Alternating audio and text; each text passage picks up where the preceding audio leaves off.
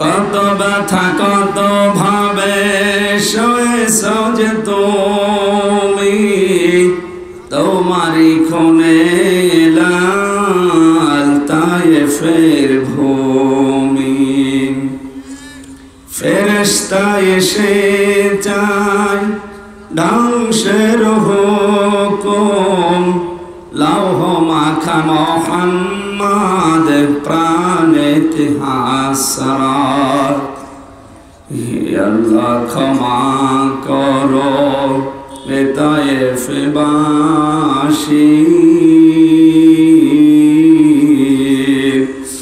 এরা বসেনি তো আমি যে মুহাম্মদ, হৃদয়ে মুহাম্মদ। আলহামদুলিল্লাহ। গাজীপুর জেলার কালিয়াকৈর থানার অন্তর্গত দরবাড়ি দক্ষিণ পাড়া হযরত আবু বকর সিদ্দিক রাদিয়াল্লাহু তাআলা আনহু জামে মসজিদের উদ্যোগে অষ্টম বাৎসরিক তাফসীরুল কোরআন মাহফিলের স্বনামধন্য সভাপতি,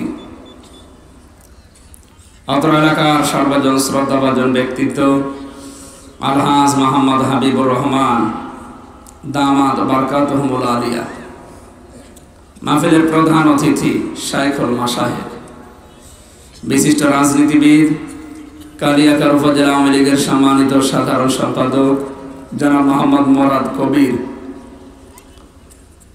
গুরুত্বপূর্ণ কিছু কথা তিনি বললেন, আল্লাহ যেন আমাদেরকে আমল করার তৌফিক দান। 1,24,000 নবী এবং রসুল এই দুনিয়ায় আল্লাহ পাঠিয়েছিলেন যে উদ্দেশ্য নিয়ে। মূল কথাটা তিনি বলেছেন, মাঝে মাঝে আমরা শয়তানের প্ররোচনায় ডাইভার্ট হয়ে যাই। নবী এবং রসুলদেরকে আল্লাহ এই কারণেই পাঠিয়েছিলেন যেন আমরা পথ হারিয়ে জাহান্নামী হয়ে না যায়। এখন নবী রসুল আসার দরজা বন্ধ হয়ে গেছে, কিয়ামত পর্যন্ত নবীদের ওয়ারিস যারা ওলামা ইকরাম আসবে তাদেরও দায়িত্ব হবে নবীদের মতো উদার মনে মানুষকে জাহান্নামের পথ থেকে জান্নাতের পথটা দেখিয়ে দেওয়া। ফাযাক্কির ইন্নামা আনতা মুযাক্কির লাস্তা আলাইহিম বিমুসাইতির। হে নবী, আপনার কাজ শুধু উপদেশ দেওয়া। আপনাকে আমি দারোগা পুলিশ করে পাঠাইনি যে মানুষ পিটিয়ে হেদায়েত করবেন, কোনো দরকার নেই। আপনি সঠিক কথাটা তুলে ধরবেন। বিবেক আমি প্রত্যেককে কম বেশি দিয়েছি, বিবেক যদি কাজে লাগায় অবশ্যই আপনার কথা শোনার পরে কোনটা করা লাগবে কোনটা ছাড়া লাগবে ও নিজে বুঝবে।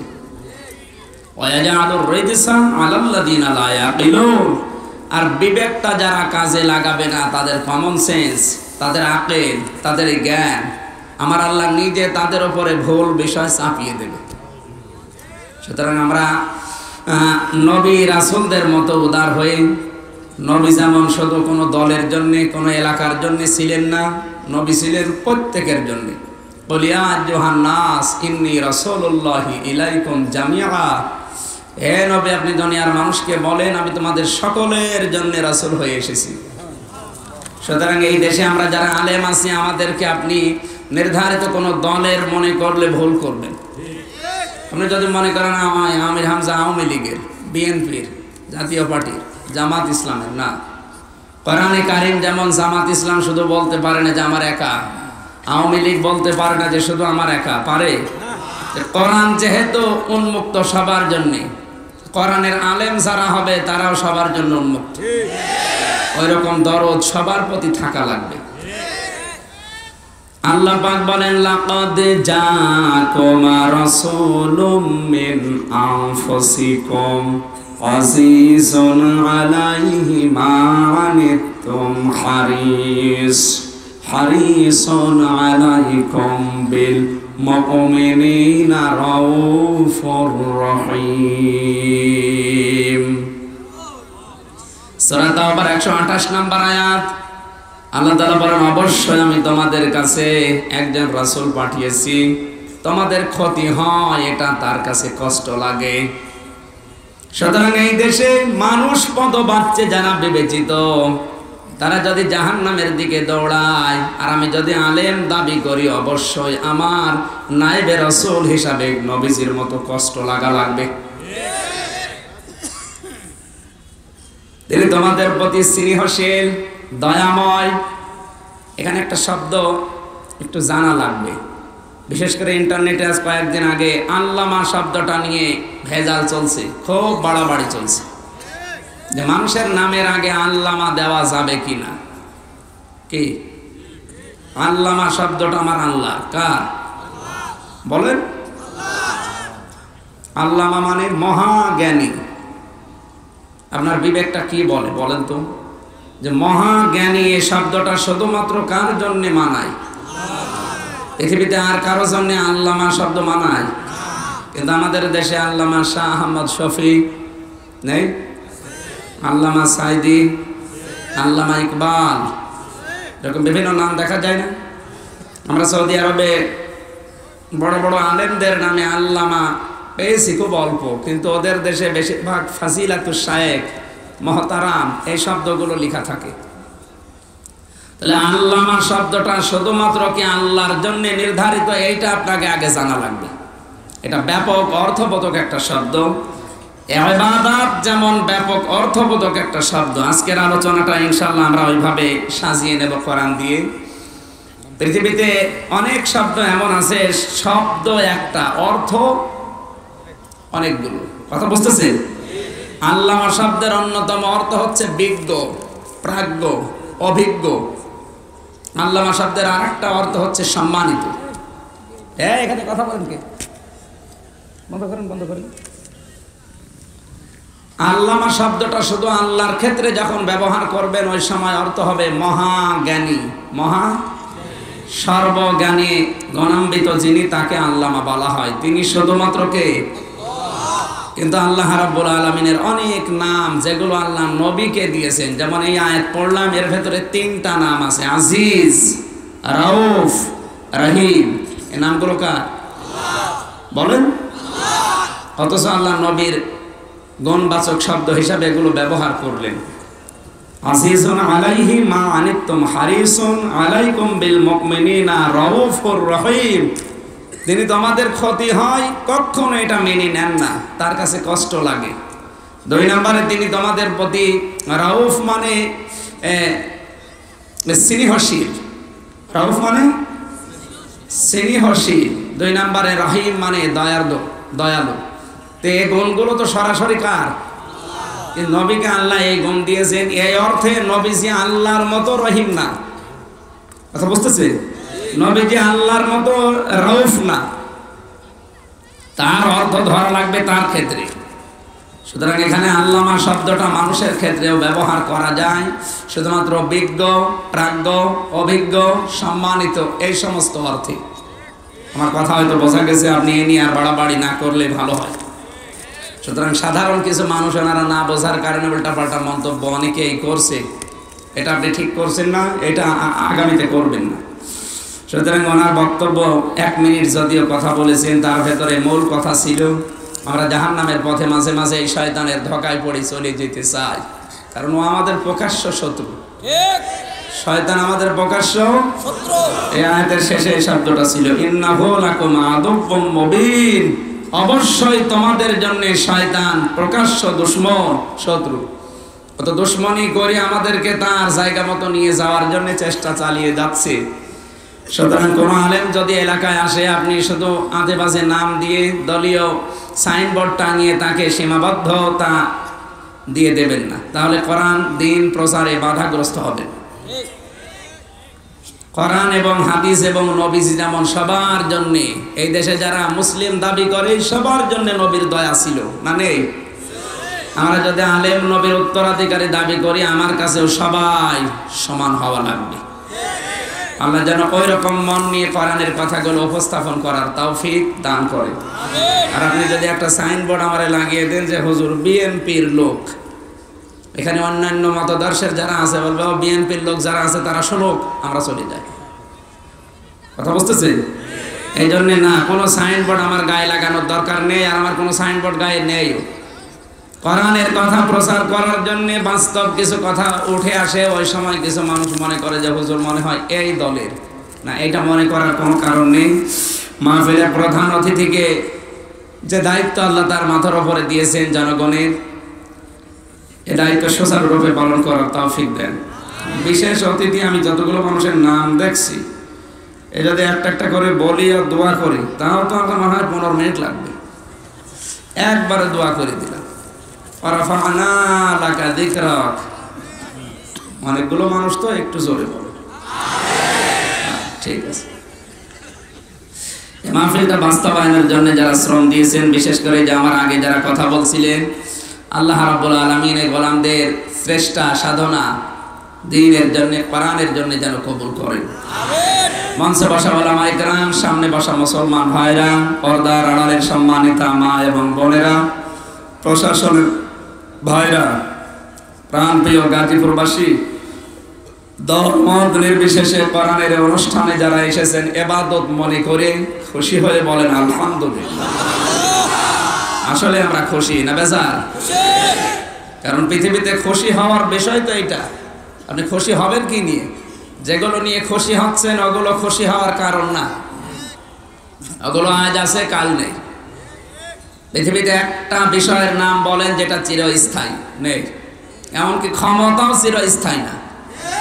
ও ছাতাও আজকে আছে কাল নেই, এরকম না? যদি এটা না হতো তাহলে কিয়ামত পর্যন্ত চাচা এরশাদ দুনিয়ায় থেকে যেত। আছে এখন কবরে, এখন জান্নাতের ফল খাচ্ছে। উনি কেন পায় জান্নাত, আমরা ওই দোয়াই করি। আপনি ওর উল্টো পাল্টা ধারণা করার দরকার নেই। মানুষ মারা গেলে তার ভালো ভালো কথাগুলো তুলে আনতে হয়, যদি আপনি জানেন যে সে ইমানদার ছিল। তাই বলে যে বেঈমান ছিল তার ভালো কথা আপনি তুলে ধরার মতো পাবেন না। যেমন ফেরাউন, এর কোনো ভালো কোনো চরিত্র পাবেন না। ওর একটা ভালো চরিত্র ওর জীবনী পড়ে আমি পেয়েছি। প্রথম জীবনে মা বাবার বাধ্য ছিল, কিন্তু বন্ধুর সঙ্গে পড়ে ও মা বাবার অবাধ্য হয়ে যায়। বিশেষ করে ওর বন্ধু হামান টাক। হামান কি ছিল? আজও পৃথিবীতে যে কয়টা ট্রাক দেখবেন, ইসলামের দুশমন এই কয়টায়। সাদে মাল নেই, বাম্পারে ভিড়। এত বুদ্ধি, বুদ্ধির ঠেলায় মাল সব আউট। বসে বসে বুদ্ধি বিক্রি করে, বুদ্ধিজীবী আছে না? বুদ্ধিগুলো ভালো কাজে ব্যয় হয় না, যত বুদ্ধি সব ব্যয় হয় ইসলামের বিপক্ষে। বুদ্ধি বেশি খায় এরা। কিছু কিছু বুদ্ধিজীবী দেশে, আমার তো মনে হচ্ছে কয়েকদিনে আল্লাহ রাসূলকে যেভাবে বিভিন্ন বাউল সঙ্গীতের নাম নিয়ে গালিগালাজ করেছে, অতীতে এইভাবে কেউ আল্লাহকে সরাসরি গালি দেয়নি। আজ দু একদিন আল্লাহর এক বান্দি বললে আমার গোনাহ হবে। আল্লাহকে সরাসরি শয়তান, মুনাফিক এ বিভিন্ন নাম দিয়ে গালি দিচ্ছে, একাধারে মামলা হয়েছে তার নামে। আমরা দেখেছি আমাদের প্রধানমন্ত্রী, আমাদের জননী শেখ হাসিনা কয়েকদিন আগে সংসদে দাঁড়িয়ে তিনি বলেছিলেন, বাউলদের প্রতি, বাউল সঙ্গীতের প্রতি আমাদের কোনো বিদ্বেষ নেই, কিন্তু বাউলের নাম নিয়ে, সঙ্গীতের নাম নিয়ে সরাসরি ইসলামকে, আল্লাহকে আঘাত করলে এইটা তো মেনে নেওয়া যায় না। আলহামদুলিল্লাহ। সম্মানিত ভাইরা, আমরা কথা বলছি কোরআনে কারিমের এই গুরুত্বপূর্ণ বিষয় থেকে। আনন্দের বিষয়টা শুধুমাত্র কি, একটু আওয়াজ কম করবেন, হ্যাঁ, আমার কানে যেন কোনো আওয়াজ না আসে, তাহলে আমি কথা ভুলে যাব, কারণ আপনার মতো এত ভালো মেধা আমার না। ফেরাউনের সারা জীবনী পড়ে আমি দুইটা বিষয় পেয়েছি। এক নম্বর, প্রথম জীবনে মা বাবার অনুগত ছিল, বাধ্য ছিল। কিন্তু পৃথিবীতে এর চাইতে মা বাবার অবাধ্য সন্তান আমি আর এই জীবনে পাইনি। এত বেশি অবাধ্য হয়েছিল, বন্ধুর পাল্লায় পড়ে শেষ পর্যন্ত ওর মা আর বাবা ওকে ত্যায্য পুত্র করে দিয়েছিল। এই পৃথিবীতে ফেরাউনের মা বাবা থেকেই সন্তান ত্যায্য পুত্র করা শুরু হয়েছে।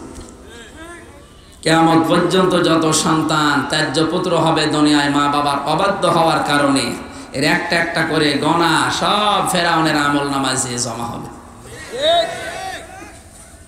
কোরআনে কারিমে আল্লাহ জানিয়েছেন, ওয়াতলু আলাইহিম নাবা আবনায়ে আদম বিল হক। ইযা ক্বাররাবা কুরবানান ফাতুকবিলা মিন আহাদিহিমা ওয়া লাম ইউতাকাব্বাল মিনাল আখার ক্বালা লা উতলান্নাকা ক্বালা ইন্নামা ইয়াতাকাব্বালুল্লাহু মিনাল মুত্তাকিন। সূরা মায়েদার 27 নম্বর আয়াত থেকে শুরু। আল্লাহ তাআলা বলেন, হে নবী, আপনি আদমের সন্তান যে দুইজন উল্লেখযোগ্য হাবিল আর কাবিল, এদের ঘটনা কাহিনী যথার্থভাবে আপনার উম্মতদেরকে শোনান। কোরআনে কারিমে আমি আল্লাহ আয়াতগুলো দিলাম, আপনি তেলাওয়াত করে তাদেরকে শোনাবেন। কেন? এই পৃথিবীতে সর্বপ্রথম হত্যা সংগঠিত হয়েছে হাবিলের দ্বারা কাবিলকে, কাবিলের দ্বারা হাবিলকে। এই লোকটা যেহেতু সর্বপ্রথম মানুষ হত্যা করার তালিকায় আছে, কিয়ামত পর্যন্ত যারা মানুষ হত্যা হবে অবৈধভাবে, এর একটা করে গোনার ভাগ কাবিলের আমল নামে আল্লাহ পৌঁছিয়ে দেবে। আমরা দুনিয়ায় জানি অনেকে যে গোনায়ে জারিয়া আছে, সাদগায়ে জারিয়া আছে। ভালো ভালো কাজের আঞ্জাম দিয়ে গেলে ওটা যেমন সাদগায়ে জারিয়া হয়, অন্যায় কাজের আঞ্জাম যদি আপনি দিয়ে যান ওটা কিন্তু গোনায়ে জারিয়া হবে। এজন্য এমন কোনো কাজ করে যাওয়া ঠিক না যে আমি মারা যাওয়ার পরও ওইটা আবার জারি থাকে, গোনা হিসাবে, অন্যায় হিসাবে, মানবতার ধ্বংস করা হিসাবে। এরকম কোনো কাজ আমরা যেন আঞ্জাম না দেই। তাহলে এই লোকটা বন্ধুর প্রভাবে সবচাইতে বেশি খারাপ হওয়ার কারণে ওর মা আর বাবা দুনিয়াতেই ওকে ত্যায্য পুত্র করেছে। জীবনের বিশেষ করে অর্ধেক বয়সী বাড়ি থেকে পালিয়ে পর্যন্ত গেছে বন্ধুকে সাথে নিয়ে নিজের দেশ থেকে মিশরে। কোথায়? আমরা তার জীবন থেকে যে শিক্ষাটা নিতে চাই, ফেরাউনের জীবন থেকে ভালো কিছু শিক্ষা নেবার মতো আমাদের জীবনে নেই। ও প্রথম জীবনে মা বাবার বাধ্য ছিল, অবাধ্য হয়েছে কার প্রভাবে? এই জন্য সৎ স্বর্গে স্বর্গবাস, অসৎ সঙ্গে সর্বনাশ। আজ দেশের হাজারো মানুষ অবৈধ ইনকাম থেকে শুরু করে এই যে বাবা, ইয়াবা, ডাল, আরো বিভিন্ন জিনিস যেগুলো আসক্ত হয়, এদের অধিকাংশগুলো বন্ধুর প্রভাবে পড়ে। বন্ধ নির্বাচনে খুব সতর্ক থাকবেন। এমন কোন মানুষের সাথে ভালোবাসা, বন্ধুত্ব, চলাফেরা করা যাবে না যে আমাকে জাহান্নামের রাস্তায় নিয়ে যাচ্ছে। আল মারউ মা মান আহাব্বা, নবীজি বলেন দুনিয়াতে যার সাথে যার মহব্বত থাকবে, কিয়ামতে আল্লাহ তার সাথেই তাকে তুলবে। আপনার সম্পর্ক যদি ওই গাঁজাখোরের সাথে হয়, মদখোরের সাথে হয়, ডালখোরের সাথে হয়, কিয়ামতের দিন ওই ডালখোরের সাথে আপনাকে ওঠা লাগবে। ডাল মানে মসুরের ডাল না, ডাল মানে ফ্যান্সি ডাল। আমাদের কুষ্টিয়া সদর থানা দেখে একজনকে পিটাচ্ছে, স্যার আপনি পিটান মানে? হুজুরের ডাল খায়। ডালও খাওয়া যাবে না? কি দেশ আসলো যে ডালও খাওয়া যাবে না? এ ডাল সে ডাল না, এর নাম হচ্ছে ফ্যান্সি ডাল। এলাকায় মানে এগুলো নেই আলহামদুলিল্লাহ। উনি বলছে ঠিক, ঠিক হলে ভালো। আমরা কথা বলছি আনন্দের বিষয় নিয়ে। কিসের? আপনি যদি পৃথিবীতে আনন্দ করতে চান, পৃথিবীর কোনো বিষয় এমন নেই যে ওটা নিয়ে আনন্দ করা যায়। আপনি শুধুমাত্র আনন্দ করবেন কোরআন নিয়ে। কি নিয়ে? বলেন না কেন? যেগুলো আনন্দ করা হয় ওগুলো নেকি। আনন্দের পরেই দেখবেন মনের ভেতরে একটা আফসোস আছে। অন্যান্য ধর্মে যত নিয়ম নীতি আছে, যতক্ষণ ওরা অনুষ্ঠানে থাকে ততক্ষণ আনন্দ আছে, অনুষ্ঠান শেষ ওদের আনন্দ আর নেই। কিন্তু আমাদের কোরআনে কারিমের যে অনুষ্ঠান, যতক্ষণ অনুষ্ঠান থাকবে আনন্দ থাকবে, এ শেষ হয়ে গেলে মনের ভেতরে আনন্দ আরো বাড়বে। আল্লাহ পাক বলেন, কুল বিফাদলিল্লাহি ওয়া বিরহমাতিহি ফাবিযালিকা ফালিয়াফরাহু হুয়া খায়রুম মিম্মা ইয়াজমাউন। সূরা ইউনূসের 58 নম্বর আয়াতে আল্লাহ জানিয়েছেন, নবী আপনি বলুন, তামাম দুনিয়ার মানুষ যা গেইন করে, যা অ্যাচিভ করে, যা অর্জন করে, যা কিছু পেয়ে আনন্দে আছে, আমি আল্লাহর কাছে কোরআনে কারীম শ্রেষ্ঠ সম্পদ। আপনি কথার অর্থ বোঝেননি? কথা বুঝেছেন? দুনিয়ায় যে যা পেয়ে আনন্দে আছে ওটা আজ আছে, কাল নেই, হাতছাড়া হয়ে যাবে। কোরআনে কারীম যারা পেয়েছে তারা আনন্দ করবে কেন? হুয়া খায়রুম মিম্মা ইয়াজমাউন, তামাম দুনিয়ার সব কিছুর তুলনায় আল্লাহর কাছে কোরআন দামি সম্পদ।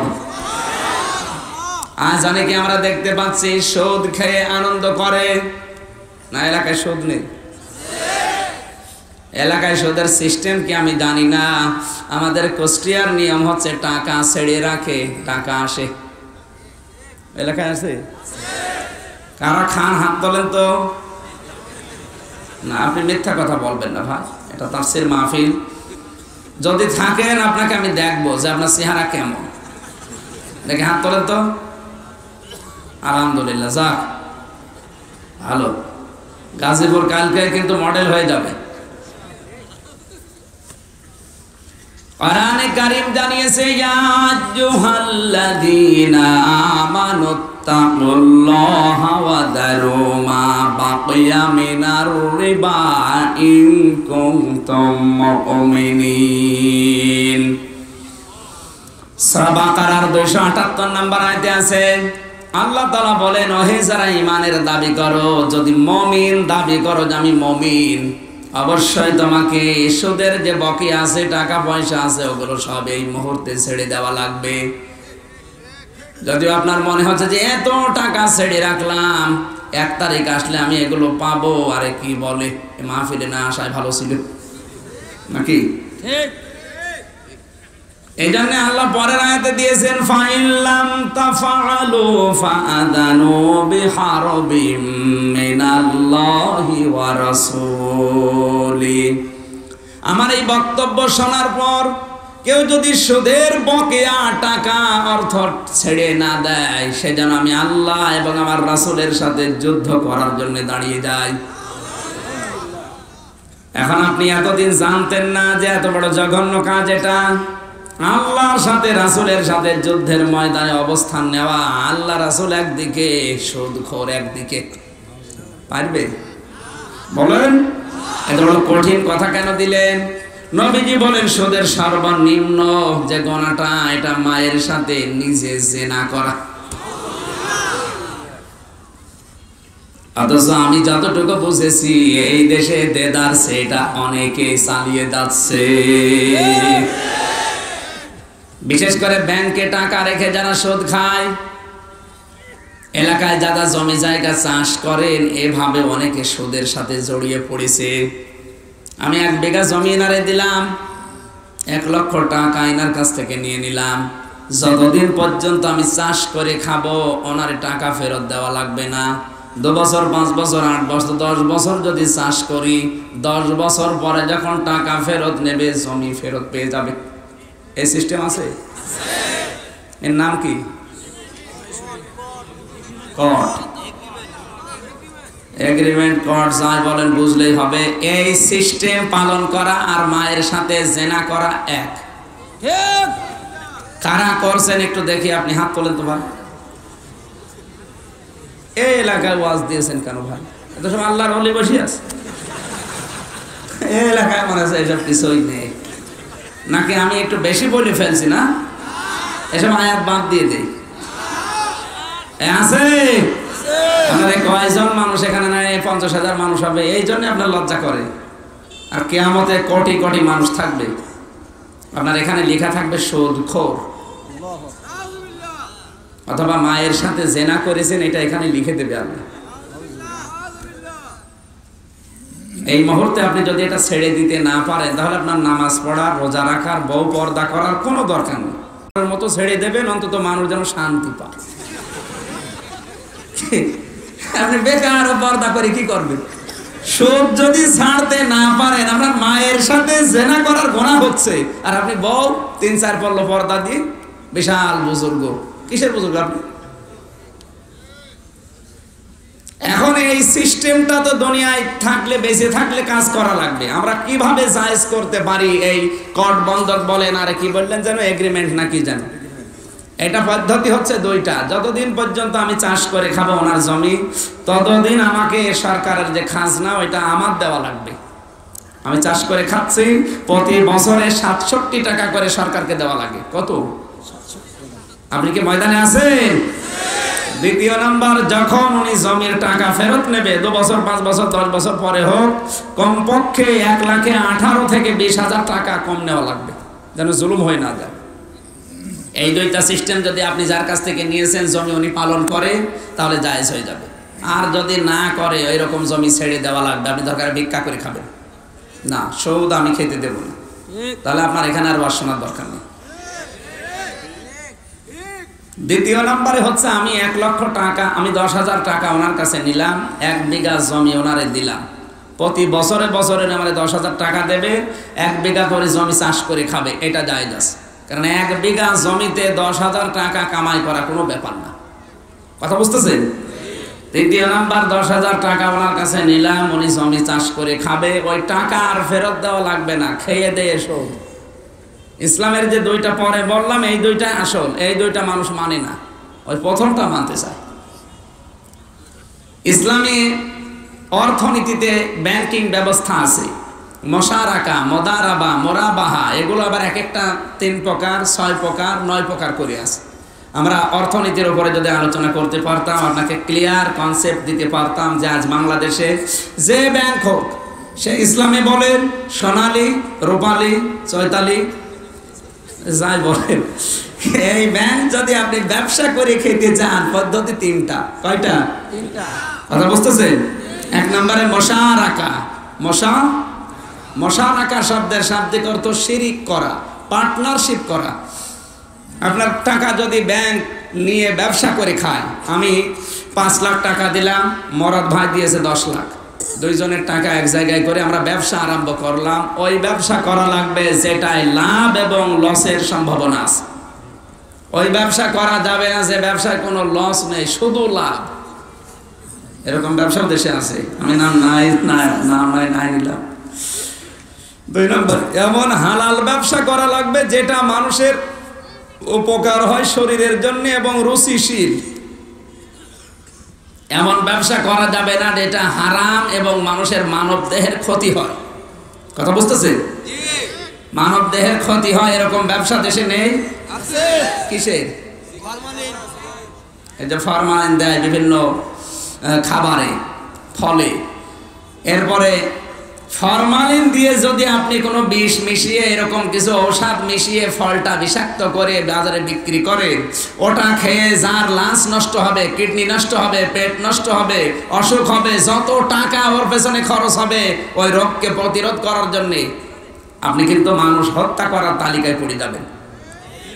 এরকম অসাধু ব্যবসায়ী দেশে নেই? আছে। মাঝে মাঝে সরকার রেট দেয়, কি করবে? আপনি নিজে সংশোধন না হলে রেট দিয়ে। দ্বিতীয় নম্বরে, এই যে বিড়ির যে ব্যবসা, মানে এটার দ্বারা কি মানুষের উপকার হয়? অনেকে বলে হুজুর বিড়ি খেলে আমার পায়খানা ক্লিয়ার হয়, এটা শয়তান। আমি একটা হিসাব করে দেখেছি, এই বাংলাদেশে বিড়ি আর সিগারেট খাবার নিরাপদ জায়গা হচ্ছে টয়লেট, মন মতো খায়। আর গাঁজা খাওয়ার জন্য নিরাপদ জায়গা হচ্ছে মাজার। যত বড় দামি মাজার বলেন এই দেশে, প্রত্যেকটা মাজারে কম বেশি গাঁজা আছে। কথা বলছেন এখানে? যার মাজারই হোক, যত বড় আল্লাহর ওলির মাজার আপনি যাবেন, দেখবেন গোপনে হোক আর প্রকাশ্যে হোক, আমি তো যত জায়গায় গেলাম গাঁজা ছাড়া কিছু পাই। এমনকি শাহজালালের মাজারও মানুষ গাঁজা খায়। এরপরে আমাদের খুলনায় যে বাগেরহাটে যেটা আছে খানজাহান আলী, এখানেও চলছে 180 মাইল বেগে গাড়া চলছে। আর আমাদের কুষ্টিয়ার যে আল্লাহর ওলি লালন শাহ, মানুষ মনে করে মনে হয় আল্লাহর ওলি।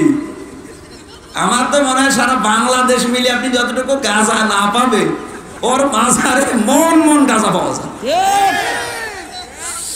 একবার রাত 9টার সময় যেয়ে দেখি এক ন্যাংটা, মাথায় সেরকম জটা, দাঁড়িয়ে আর গোপ সমান, বোঝা যাচ্ছে না, লাইট না পারলে আপনি চিনতে পারবেন এটা মানুষ না হনুমান। ওরে এইগুলো ধরে উঁচু করে দুধ খাওয়াচ্ছে। আমি বললাম, দাদা আপনি এর দুধ খাওয়ান? আল্লাহর ওলি, আল্লাহর ওলিদের পোশাক আশাক কর, বলছে পোশাক নেই, তাতে কি হয়েছে? এর ভেতরে মাল আছে। মাল যা আছে সব তো দেখা যাচ্ছে। নতুন মাল দেখাও, এ মাল তো সবার আছে, ও মাল সবার নেই। হয়তো আমাদের ঢাকা থাকে, ওর উলঙ্গ আছে, মানুষ মনে করছে মাল আছে। আরে ওর জিনিস তো সবার আছে, তাহলে সবার ভেতরে তো মাল আছে। যে লোকটা ফরজ, একটা পুরুষের ফরজ নাভি থেকে হাঁটু পর্যন্ত ঢেকে রাখা, যে লোকটা ফরজই মানে না, তো ও আল্লাহর ওলি হয় কোন কায়দায়? তখন বুঝতেছে। এখন এই দেশে বিশেষ করে মুসলিম যারা আমরা দাবি করছি, সব এখন বাবার পাগল হয়ে গেছে। কি কেউ আলী বাবা, কেউ শালি বাবা, কেউ দরগা বাবা, কেউ দুর্গা বাবা, কেউ খাজা বাবা, ন্যাংটা বাবা, আগলা বাবা, পাগলা বাবা, আর বাকি বাবার কথা নাই বললাম। আর এই দেশে যারা অন্য ধর্মে আছে, বিশেষ করে সনাতন ধর্মের অনুসারী হিন্দু ভাইরা, ওরা মায়ের পাগল। কি দুর্গা, দুর্গা মা না ওদের, সরস্বতী মা, কালী মা, এরপরে গরু ওদের মা,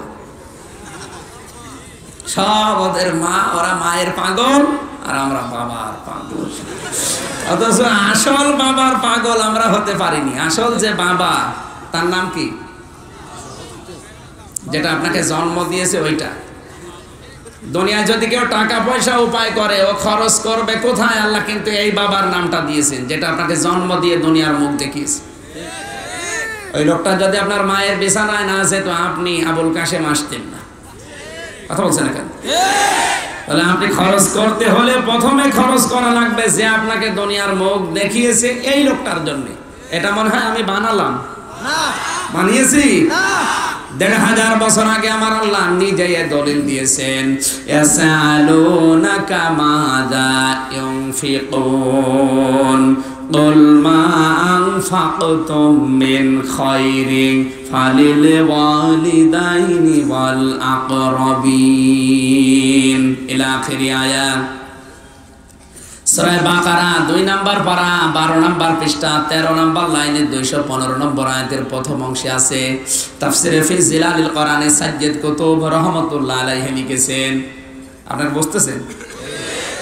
আল্লাহ পাক বলেন, হে নবী, দুনিয়ার মানুষ যদি আপনাকে প্রশ্ন করে যে টাকা পয়সা খরচ করব কোথায়, আমি এতদিন টাকা পয়সা কামাই করতাম না, উপায় করতাম না, ইনকাম করতাম না, কিন্তু এখন আমি টাকা উপায় করা শিখেছি। আমার জীবনের প্রথম ইনকামের টাকা আমি দেব কোথায়? মাজারে, পীরের কাছে, দরগায়, মসজিদে, খানকায়, কোথায় দেব? আল্লাহ পাক বলেন, কুল মা আনফাকতুম মিন খায়রিন ফালিল ওয়ালিদাইনি ওয়াল আকরাবিন। এই পৃথিবীতে যদি টাকা খরচ করতে যাও, সর্বপ্রথম তোমাকে খরচ করা লাগবে মা আর বাবার জন্য। এই ব্যাখ্যাটা সরাসরি দিয়েছে কে? সবাই বলেন কে? আজ হাজার হাজার যুবক এই দেশে তাফসীর শোনার পরে বুঝে ফেলেছে যে দুনিয়ায় টাকা পয়সা যদি খরচ করতেই হয়, আল্লাহর ঘোষণা দেওয়া ব্যাখ্যা মা আর বাবার জন্য। এতদিন জানতাম মসজিদে দেওয়া লাগবে, খানকায়, মাদ্রাসায়, পীরের কাছে, দরগায়। না, আল্লাহ ব্যাখ্যা দিয়েছেন প্রথমে তোর মা আর বাবার জন্য। এই জন্য হাজার হাজার ভণ্ড পীরের দরবারে আজ ভাটা পড়ছে। বাংলার যুবকরা বুঝে ফেলেছে ওই ভণ্ড পীরকে খাওয়ানো আর ছাগলকে খাওয়ানো সমান। কারণ ছাগলকে দিলে একটা উপকার আছে, ও ভণ্ডকে দিয়ে আর ইসলামের ক্ষতি হচ্ছে। ওদের আজ ব্যবসা যেহেতু বন্ধ হওয়ার উপক্রম, এই জন্য ওরা আজ উঠে পড়ে লেগেছে আমাদের পেছনে। আশেপাশে নাম দিয়ে যেন ওদের ব্যবসা কেউ বন্ধ করতে না পারে সেই কায়দা চালাচ্ছে। আমি নাম নাই নিলাম। এতদিন যারা ধর্মের নাম নিয়ে এভাবে ব্যবসা করছে, আমি যদি সঠিকটা এভাবে কোরআন দিয়ে তুলে ধরি আর যুবকেরা যদি বুঝে ফেলে, ওর ব্যবসা আর থাকবে না। ওরা আমাকে আপন ভাই মনে করবে। কি বলবে? আমাদের ব্যবসা গেল। একবার আমি ঝিনাইদহ জেলার শৈলকুপায় বিশ্ববিদ্যালয়ে তখন 3rd ইয়ারে নিয়ে গেল আমারে। ওটা যে পীরের দরবার আমি জানতাম না। আমার নিয়ে গিয়ে বলছে, হুজুর শিরিকের উপরে কথা বলেন। প্রথমেই প্রবেশ করে দেখি ওই দরবারে পীরের পায়ে মহিলারা সেজদা দিচ্ছে। মেজাজ গেল খারাপ হয়ে। মাইক হাতে নিয়ে শুরু করলাম শিরিক কাকে বলে, কত প্রকার, কি কি 112 প্রকার, যে 120 প্রকার যে শিরিক আছে সিরিয়াল হিসাবে শুরু করেছি। ওখান থেকে পীর সাহেব বলছে, এই আমার দরবার গেল গেল, দরবার তুলে দেওয়ার জন্য আমি এসেছি। না, আপনি ভ্রান্ত ধারণায় থাকবেন না। কোন কারণে আপনি আপনার বাড়িতে বড় পীর, আপনার মা আর বাবা এ থাকতে কোন কারণে আপনি সে 18 চরমনায় বরিশালে ওই দেওয়ান বাকি রাজার বাকি কেন যাবেন বলেন? আল্লাহ কি তাদের নাম সিরিয়াল হিসাবে দিতে পারতেন না? বলেন না কেন? ফালিল ওয়ালিদাইনি দিয়েছেন তোর মা আর বাবা, এরপরে দিয়েছেন আল আকরাবিন নিকট আত্মীয়, আর দুনিয়ার সবচাইতে বড় নিকট হচ্ছে আপনার স্ত্রী। আপনি যদি খরচ করতেই চান সর্বপ্রথম মায়ের জন্য, বাবার জন্য, স্ত্রীর জন্য, নিকট আত্মীয়ের ভেতরে আরো কিছু আছে, সন্তান, এরপরে ভাই বোন প্রতিবেশী, এরপরে দুনিয়ায় অন্য কেউ। আর আমরা একবারে সিরিয়াল 10টা বাদ দিয়ে চলে যাচ্ছি সেই কোথায় 1400 মাইল দূরে। কথা বুঝতেছেন না? আপনি ভুল করবেন না। কোন কারণে ভান্ডকে আপনি খেতে দেবেন? ওকে খাওয়ানো আর ছাগলকে খাওয়ানো পুরা সমান, কোনো দরকার নেই। আপনি কিন্তু এখন বুঝতেছেন যে কেন তাফসীর মাহফিল গুলোতে আমাদের এখন আসতে দেয় না এরা। ঠিক, কারণ এরা ভাইদের ব্যবসায় তো ভাটা পড়ছে। এই দেশে আওয়ামী লীগ, প্রশাসন, বিএনপি, জাতীয় পার্টি এরা তাফসীর মাহফিল বন্ধ করার জন্য প্রশাসনের কাছে আহ্বান জানায়, দরখাস্ত লিখে আমি পাইনি। আমি পেয়েছি এই দেশে অনেক হুজুর দাড়ি নিয়ে, টুপি নিয়ে, পীরের নাম নিয়ে লিখিত দিয়ে আসে যে আমির হামজা চিহ্নিত রাজাকার। আমি চট্টগ্রামেও পেয়েছি, সিলেটেও পেয়েছি। জিজ্ঞাসা করলাম, স্যার আপনার কাছে লিখিত দিয়ে গেল কে? হুজুর এমন হচ্ছে জান্নাত থেকে পালিয়ে এসেছে। এত বড় বড় দাড়ি, জুব্বা গায়ে দিয়ে, পাগড়ি মাথায় দিয়ে, তসবিহ হাতে নিয়ে দরখাস্ত নিয়ে এসে বলছে আমির হামজা কুষ্টিয়ার চিহ্নিত রাজাকার, ও যেন নাশ। বললাম, স্যার আমার বয়স হচ্ছে এখন 28 বছর, কারণ 92 সালে আমার জন্ম, এখন 28 বছর। তো এই বয়সে যদি রাজাকার হয় কেউ, তো এই দেশে রাজাকার ছাড়া আছে কি? মানে তো এইভাবে আমার চেনার বলছে, কি বললেন? সেই লোকগুলো এসেছিল সকালবেলা, এদের তো দেখে মনে করলাম না, এরা যখন বলছে আর আপনার যা নাম, আপনি রাজাকার হতেও পারে, 28 বছরে তো হওয়া সম্ভব। সিলেটের এসপি জনাব ফরিদ উদ্দিন, উনি আফসোস করে ওই দিন ওই হুজুরকে ডাক দিয়ে বলেছে, আপনি একটা আলেম, একটা মাওলানা, তাফসীর মাহফিল বন্ধ করার জন্য আপনি এখানে এসে মানববন্ধন করেন, স্ট্রাইক করেন, বলেন যে এটা বন্ধ না করলে আমি মারা গেলে আপনার দোষ। আপনি মানুষ? এদেশে যদি কোনো হিন্দু, খ্রিস্টান, বৌদ্ধ এই কাজ করতো তো মেনে নিতাম। আর আপনার মতো এত বড় বড় দাড়ি নিয়ে, জুব্বা গায়ে দিয়ে, তসবিহ হাতে নিয়ে আপনি এসেছেন, আপনি মানুষ? এরা বন্ধ করছে কেন আপনি এবার টের পেয়েছেন? কারণ এদেশের মানুষ তো এইভাবে ব্যাখ্যা কোনোদিন শোনে নাই, ওরা ব্যাখ্যা ওদের মন মতো চালিয়েছে।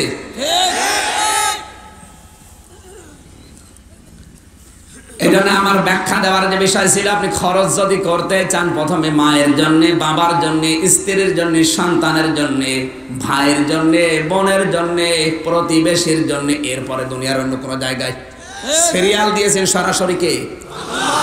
সূরা বাকারার 215 নম্বর আয়াত বাংলায় তাফসীর আছে, পড়ে নেবে, তাহলে উল্টোপাল্টা ধারণা আসবে না। আল্লাহ যেন তৌফিক দেন, জোরে বলেন আমিন। আমার ভাইরা, আমি কথা তুলেছিলাম নিষিদ্ধ কোনো বিষয় নিয়ে আপনি ব্যবসা করতে পারবেন না।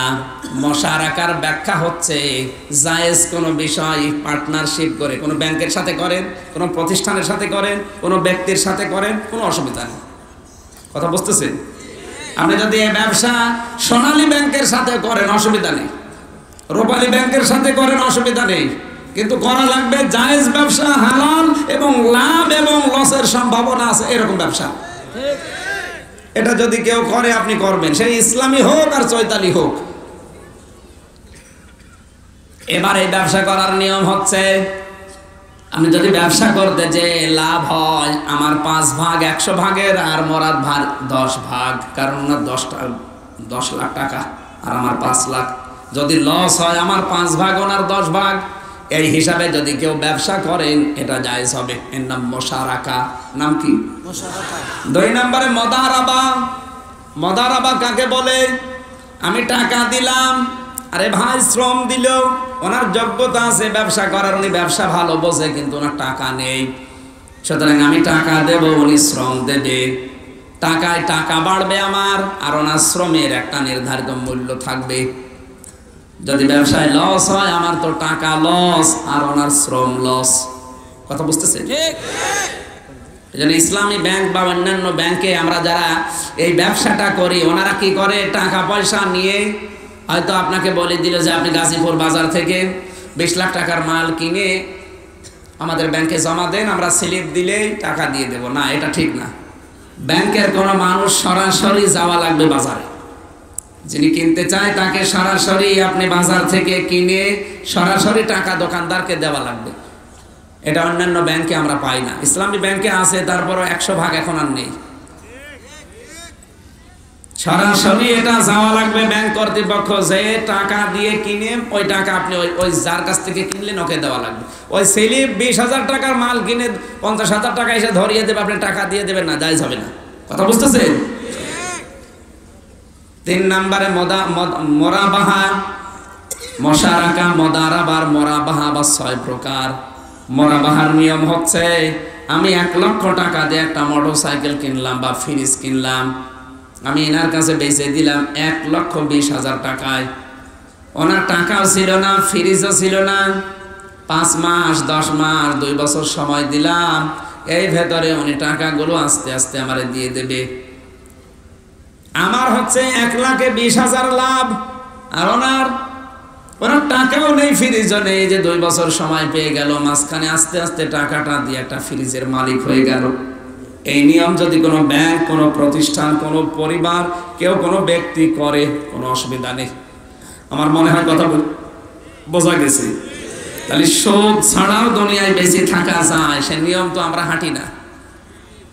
যারা সুদ খেয়ে আনন্দ করছেন, এটা আনন্দের বিষয় না। আপনি হয়তো টাকার পাহাড় সম্পদ বানিয়ে সুদ খেয়ে খেয়ে মারা গেলেন, আপনি সারা জীবন মায়ের সাথে জিনা করে করে মরলেন, আপনার কিন্তু টাকা পয়সা নষ্ট হয়নি। মনে করেন 20 কোটি টাকার মালিক আপনি, এখন আপনি মারা যাওয়ার পরে আপনার সন্তান, ছেলে মেয়ে, স্ত্রী, আপনার দলের লোক এই টাকা পয়সাগুলো ভালো ভালো কাজে যদি ব্যয় করে তারা জান্নাত পেয়ে যাবে, কিন্তু মাঝখান থেকে আপনি জাহান্নামের আসামি হয়ে গেলেন। এরকম পাগল দেশে নেই, আল্লাহ আমাদেরকে যেন সুবুদ্ধি দান করেন, জোরে বলেন আমিন। 2 নম্বরে অনেকে আজ এতিমের সম্পদ আত্মসাৎ করে আনন্দে আছে। কি? ইন্নাল্লাযীনা ইয়াকুলুনা আমওয়ালাল ইয়াতামা যুলমান ইন্নামা ইয়াকুলুনা ফি বুতুনিহিম নারা ওয়া সায়াসলাউনা সাঈরা। আল্লাহর নবী জানিয়েছেন কোরআনে কারীমের সূরা নিসার 10 নম্বর আয়াত, এটা নিশ্চয় যে বা যারা আকালা ইয়াকুলু মানে খাওয়া, এখানে ইয়াকুলু না, এটা মজারে বর্তমান, ভবিষ্যৎ, প্রেজেন্ট, ফিউচার। বর্তমানে যারা খাচ্ছে, ভবিষ্যৎ বলতে কিয়ামত পর্যন্ত এই আয়াতটা থাকবে না, থাকবে না? থাকবে। কিয়ামত পর্যন্ত দুনিয়ায় যারা আসবে তারা যদি খায় কি? আমওয়ালাল ইয়াতামা যুলমান, এতিমদের মাল জুলুম করে, ফাঁকি দিয়ে, অন্যায় ভাবে।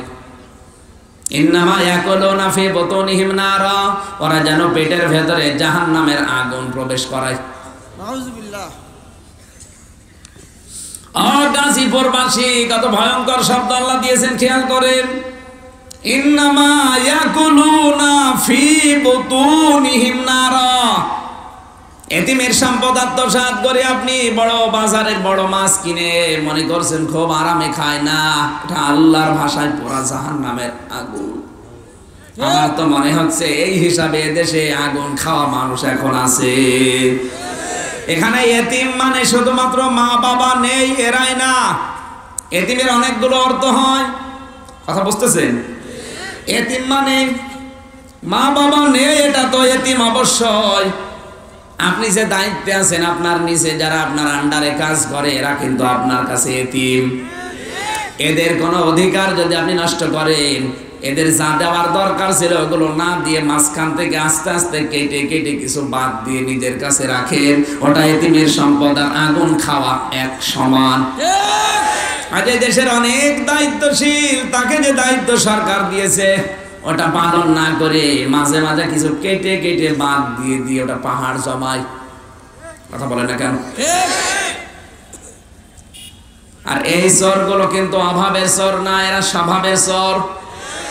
এই দেশে যদি একজন জুতা চুরি করে 50 বছর, সর্বোচ্চ জুতা চুরি করতে পারবে 10 লাখ টাকা। কি 50 বছর জুতা স্যান্ডেল চুরি করে, সর্বোচ্চ জুতা চুরি করে টাকা পয়সা কামাই করবে 10 লাখ। কিন্তু অনেক মানুষ এই দেশে এখন বিভিন্ন দায়িত্বে আছে, তারা এসি রুমের ভেতরে বসে কলমের খোসা দিয়ে 1 সেকেন্ডে 50 কোটি টাকার মালিক হয়ে যাচ্ছে। এটা তো চোরের বড় দাদা। যে লোকটা জুতা চুরি স্যান্ডেল চুরি করে, আমার মনে হয় অধিকাংশ জুতা চোর স্যান্ডেল চোর অভাবে না স্বভাবে? অভাবে। কিন্তু যারা রাস্তা চুরি করে, ব্রিজ চুরি করে, ব্যাংক চুরি করে, এরা কিন্তু অভাবে না, এরা স্বভাবে। এদের কোনো অভাব নাই। আপনি দেখবেন ঢাকাতে বড় বড় 50টা তাদের বাড়ি আছে, সারা জীবন যদি ওরা বসে বসে খায়, মরণ পর্যন্ত কোনো অভাব ওদের আসবে না। এরপরও চুরি করে, কি অভাবে না স্বভাবে? আর এই স্বভাবের চোরদের হাত কাটার কথা আল্লাহ কোরআনে দিয়েছেন, কোনো অভাবের চোরদের না। এই স্বভাবের চোর যারা, তারাই কিন্তু চায় না কোরআনের সারিকু ওয়াস-সারিকাতু ফাকতাউ আইদিয়াহুমা, এই আয়াতটা বাংলাদেশে কায়েম হোক। কথা বলে না কেন? তাছাড়া স্বভাবের চোর না, যারা অভাবের চোর, ওরা কিন্তু চায় যে আয়াত কায়েম হোক, তাহলে আমরা চুরি করব না। আমার বন্ধুরা, এতিম বলতে আমি দ্বিতীয় ব্যাখ্যায় বলেছিলাম, যে যে দায়িত্বে আছেন তার নিচে যারা, সবাই কিন্তু আপনার কাছে এতিম। সুতরাং আপনার কলমের খোসায় যেন আপনার নিচে যিনি আছে তার চাকরিটা প্রমোশন হওয়ার দরকার ছিল, নিচে নেমে না যায়। অনেকে ব্যক্তিগত রাগ আছে, এ রাগ তুলতে গিয়ে নিজের নিচের যে অফিসার উপরে তুলতে দেবে না, কারণ এই যে ব্যক্তিগত রাগ ছিল। বুঝতেছেন? এটা রাজনৈতিক ক্ষেত্রে অনেক জায়গায় পাবেন। অনেকে মনে করে এগুলো দুনিয়ার কাজ না, প্রত্যেকটা আখিরাতের কাজ। কারণ আপনি একজন দায়িত্বশীল, কুল্লুকুম রাঈন ওয়া কুল্লুকুম মাসউলুন আন রাইয়াতিহি। নবীজি বলেন প্রতিটি মানুষ দায়িত্বশীল, কিয়ামতের দিনে এই দায়িত্ব সম্পর্কে আল্লাহ তাকে আগে জিজ্ঞাসা করবে। আমি কোরআনে কারিমের সূরা মায়েদার এই 2টা আয়াত পড়ে সব চাইতে বেশি চিন্তিত। ওয়ালা ইয়াজরিমান্নাকুম শানানু কওমিন আলা আল্লা তা'দিলু। রব্বুল আলামিন বলেন, হে দুনিয়ার মানুষেরা সাবধান, হিংসার বশবর্তী হয়ে, ব্যক্তিগত রাগ ছিল কারো উপরে, ক্ষমতা তোমার ওই সময় ছিল না, এখন ক্ষমতা পেয়ে ব্যক্তিগত ওই রাগ, হিংসার বশবর্তী হয়ে কোনো ব্যক্তি, কোনো পরিবার, কোনো সমাজ, কোনো দেশ, কোনো দলকে ধ্বংস করার কাজে ব্যবহার করো না। আমার তো মনে হচ্ছে এই আয়াতটা এখন বাংলাদেশে অনেকে আমল করছে। হিংসার বশবর্তী হয়ে রাগ ছিল, ওই রাগ তুলতে গিয়ে, যতটুকু রাগ ছিল তুলতে গিয়ে অনেকের অবিচার হয়ে যাচ্ছে। কথা বলে না কেন? আপনি ন্যায় বিচার কায়েম করার আহ্বান জানান না, এটার নাম ন্যায় বিচার না। ইহদিলু হুয়া আকরাবু লিত-তাকওয়া। এতদিন ক্ষমতা ছিল না, আপনি নির্যাতিত হয়েছিলেন। ক্ষমতা পাওয়ার পরে ওই হিংসা, ওই রাগ উদ্বুদ্ধ হয়ে আপনি যারা আবার অত্যাচার করে ফেলবেন না, তাহলে এটা ন্যায় বিচার না। যদি মাফ করে দিতে পারেন, এটা ন্যায় বিচারের নিকটবর্তী পন্থা। জোরে বলেন সুবহানাল্লাহ। আল্লাহর নবীর জীবনে এটা তিনি নিজে দেখিয়েছিলেন। বিশ্বনবী কি গো, এরা কারা? এরা কোথায় যাচ্ছেন?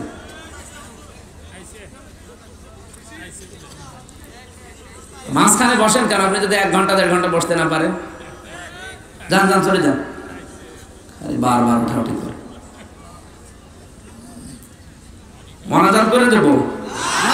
এবার একজন উঠে দেখেন, দেখেন মোনাজাত করে দেবো। একজন উঠলে মোনাজাত করে দেবো। আপনি 1 ঘন্টা বসে থাকতে পারেন না মাহফিলে, বাইরে বসবেন, ভেতরে রাখার দরকার কি? আর আমার তো মনে হয় 1-1.5 ঘন্টা যারা বসে থাকতে পারে না, ও সংসার টেকবে না। সংসার টেকবে কি দিয়ে? ও সংসার কি দিয়ে করবে বলেন তো? হ্যাঁ, ওই বুঝেছি, এই জন্য ও উঠছে না। দরকার আপনি চেপে ধরে রাখবেন, তাও যেতে পারবেন না। আমার ভাইরা, বিশ্বনবী গাছের নিচে ঘুমিয়ে আছেন দ্বীপ্রহে। এক কাফের একটা তরবারি নিয়ে আল্লাহর নবীর মাথার কাছে দাঁড়িয়ে বললেন, মুহাম্মদ, কে তোমার এবার বাঁচাবে বলো দেখি। নবীজি ঘুম থেকে উঠে দেখলেন মাথার উপরে তরবারি ধরে আছে।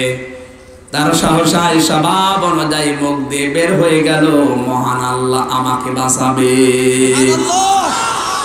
আপনি তো সুবহানাল্লাহ বলে শেষ করে দিলেন। এরকম কঠিন অবস্থায় একবারে আল্লাহর নাম মুখ দিয়ে আসা অত সোজা? কথা বলে না কেন? আমরা হলে বলতাম বাবা আপনি। নবীজি একবারে যার সাহসায় মুখ দিয়ে তার চেহারা চরিত্র অভ্যাস অনুযায়ী বের হয়ে গেল, আমার আল্লাহ আমাকে বাঁচাবে। যেই বলেছেন সঙ্গে সঙ্গে কাফেরের হাত থেকে তরবারিটা কাঁপতে কাঁপতে পড়ে গেছে। নবীজি আর তুলে নিলেন, হাতে তরবারি নিয়ে বললেন, বান্দা, কে তোমারে বাঁচাবে? লোকটা এবার জড়সড় হয়ে বলছে, মুহাম্মদ আপনি। আল্লাহর নবী বললেন, আল্লাহর বান্দা, আমার কিন্তু রাগ আমারও আছে, কিন্তু তুমি যখন বললে আমি তোমারে বাঁচাবো, এই মুহূর্তে আমি আল্লাহর জন্য তোমারে মাফ করে দিলাম। তারা সুযোগ পাওয়ার পরও মাফ করে দিয়েছে, আর আমরা পুরাতন রাগ সব পুষে রাখি, মোটা তাজা করি, পেলে পুষে মোটা তাজা করি। পুরাতন রাগ সময় আসলে আমরা একবারে তুলি। জোরে বলেন সুবহানাল্লাহ, সুবহানাল্লাহ। গাজীপুরে থাকার যোগ্যতা আপনার নেই, আপনি অন্য জেলায় চলে যান। পাগলের জেলায় রেখেছে কে? জেলায় ভালো ভালো মানুষ থাকে, আর ও তার কাটা মানুষ। সুবহানাল্লাহ বলছি। এদের কিছুদিন আগে আমেরিকায় গবেষণাগারে বিজ্ঞান জানিয়েছে, বিজ্ঞানীরাই তথ্য দিয়েছে, যারা রাগ ভেতরে জমা করে রাখে তাদের রোগ বেশি হয়। যারা রাগকে সেক দিতে পারে, রাগকে সংবরণ করতে পারে, আমার আল্লাহ তাদেরকে বেশি সুস্থ রাখে। সুবহানাল্লাহ। নবীর সাহাবী মসজিদে নববীতে প্রবেশ করবেন, হঠাৎ নবীজি বক্তব্যের মাঝে বললেন, এই মুহূর্তে একটা লোক আসবে, ওই লোকটা আল্লাহর জান্নাতি। সাহাবীরা সবাই আগ্রহ নিয়ে আছে, কে আসে দেখি। হঠাৎ করে দেখলেন একটা জীর্ণ শীর্ণ আনসারী সাহাবী। দ্বিতীয় জমার দিন নবীজি আবার বললেন, এখনই একজন আসবে, ওই লোকটা আল্লাহর জান্নাতি। তৃতীয় সপ্তাহে আবার বললেন, এখন একজন আসবে, ওই লোকটা আল্লাহর জান্নাতি। সাহাবীরা 3 দিনই দেখল না একই লোক। সবাই গিয়ে বলে, আল্লাহর বান্দা, নবীজি তার জবান দিয়ে 3 বার তোমাকে জান্নাতি বলে ঘোষণা দিয়ে কি আমল করো এত? লোকটা বলে, আল্লাহর বান্দারা, আমি আমল কি করি আমি নিজেও জানি না, তবে একটা আমার ব্যক্তিগত আমল আছে। আমি যখন সারাদিনের পরিশ্রান্ত শরীর নিয়ে রাতের বেলা বিছানায় ঘুমাতে যাই, তখন কারো উপরে আমার কোনো রাগ আর থাকে না। সব অভিযোগ, সব হক আমি আল্লাহর জন্য মাফ করে একটা ফ্রেশ মন, শান্ত মন নিয়ে ঘুমিয়ে পড়ি, যে কারো উপরে আমার কোনো রাগ নেই, আমি আল্লাহর জন্য মাফ করে দিয়েছি। আমার মনে হয় মহান আল্লাহ এই কারণে আমাকে মাফ করে দিয়েছেন। তারা ঘুমানোর আগে আর সব মাফ করে ঘুমাতো, না জানে আমি আবার বেঁচে থাকবো কিনা। আর আমরা ঘুমানোর আগে সিদ্ধান্ত নিয়ে হাঁটি যে কি করা যায়। এই কথা বলছেন কেন? অনেকে ঘুমানোর আগে ফোন দিয়ে হাঁটে, কি করব। ঘুম থেকে উঠে অনেকে ওই লোকটার 12টা বাজাবো, আপনারা মাফ করবে। আপনি মাফ করার যে যোগ্যতা সেটাই জানেন না। দুনিয়াতে এই সুযোগগুলো আপনাকে আল্লাহ দিয়েছে, তাই শুকরিয়া আদায় করবেন। যে বান্দা হয়ে আরেক বান্দার কাছে মাফ চাওয়ার সিস্টেম আল্লাহ করে দিয়েছে। আপনি মাফ করে আরো আখেরাতে আপনার ৭০টা অপরাধ আল্লাহ ঢেকে রাখবে, এই ব্যবস্থা করেন। কিন্তু এই চরিত্রের মানুষ এখন অনেক কম। দুনিয়ার ছোটখাটো বিষয় নিয়ে রাগ করে ৩ দিন ৭ দিন ১০ দিন না ৩০ বছরও কথা বলেন, এমন মানুষ আছে। কোন কারণে এটা করেন বলেন তো? নবীজির হাদিস হচ্ছে ৩ দিনের বেশি যদি দুনিয়ার কোনো বিষয় নিয়ে মারামারি গন্ডগোল রাগান্বিত হয়ে কথা বন্ধ করে লোকটা মারা যায়, ওর আর ঈমান নসিব হয় না, ও বেঈমান হয়েই মরে। এদেশে নেই? কথা বলেন না কেন? আল্লাহ আমাদের চরিত্র থেকে হেফাজত করুন, জোরে বলেন আমিন। শয়তান কিন্তু আপনাকে ওইদিকে নিয়ে যেতে চাচ্ছে। আপনাকে আমি কোরআন দিয়ে সূরা আলে ইমরানের 133, 34, 35 নম্বর আয়াতের ব্যাখ্যা এগুলো। আমি শুধু বাংলাটা বললাম, বাড়ি যেয়ে দেখে নেবেন যে আপনার চরিত্র কি হওয়া দরকার। এজন্য এতিমের সম্পদ বলতে আপনার নিচে যারা আছে তাদের উপরে রাগ ছিল, ওই রাগ এখন আপনি সুযোগ পেয়ে তুলে নিচ্ছেন। এটা এখন দেশে 180 মাইল বেগে অনেকে চালাচ্ছে, এটা বন্ধ করা লাগবে।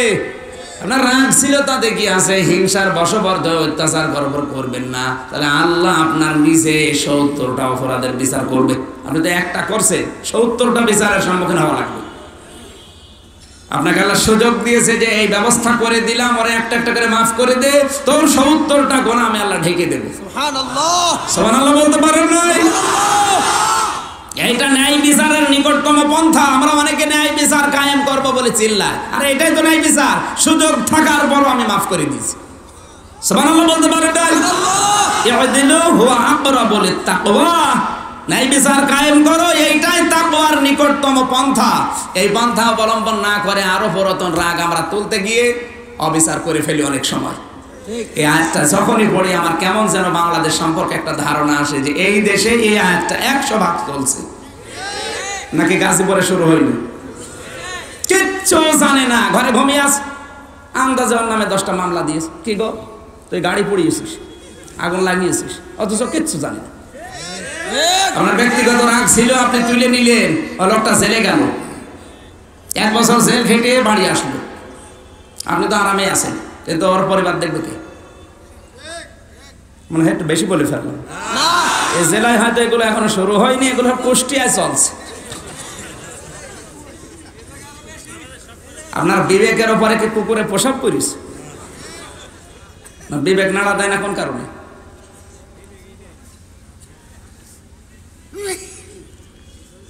এখানে এতিম বলতে সবচেয়ে বড় ব্যাখ্যা হচ্ছে জনগণ সরকারের কাছে এতিম। কি এতিম না? আমরা এত এতিম হয়ে গেছি, আজ কথা বলার যোগ্যতা আমরা হারিয়ে ফেলেছি। আমরা এতিম না, শুধু এতিমের ঘরের এতিম। এখন মহা এতিম, আমাদের মতো এতিম আর পৃথিবীতে নেই। মহা এতিম আমরা। আমাদের জন্য যে বাজেট হয়, এগুলো যদি আপনি এতিমের এই সম্পদ এতিমের দুয়ারে দুয়ারে পৌঁছিয়ে না দিয়ে নিজের ব্যক্তিগত কাজে ব্যবহার করেন, আপনি কিন্তু জাহান্নামের আগুন পেট ভর্তি করছেন। ওয়াসায়াসলাউনা সাঈরা। সূরা আলে ইমরান সূরা নিসার 10 নম্বর আয়াতের শেষের অংশ এটা।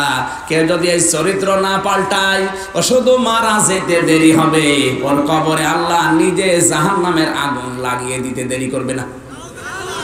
এখানে সিন সাফা কদ লাম 13টা শব্দ আছে আরবি গ্রামারে। এখানে সিন দিয়েছেন ওয়াসায়াসলাউনা সাঈরা। যারা এতিমের সম্পদ আত্মসাৎ করে খায়, কত মানুষ এই দেশে ভাই একটা এতিম সম্পদ রেখে গেছে, ভাই মারা যাওয়ার পরে এতিমের ওই টাকা পয়সা সব নিজের নামে লিখে নেয় মানুষ।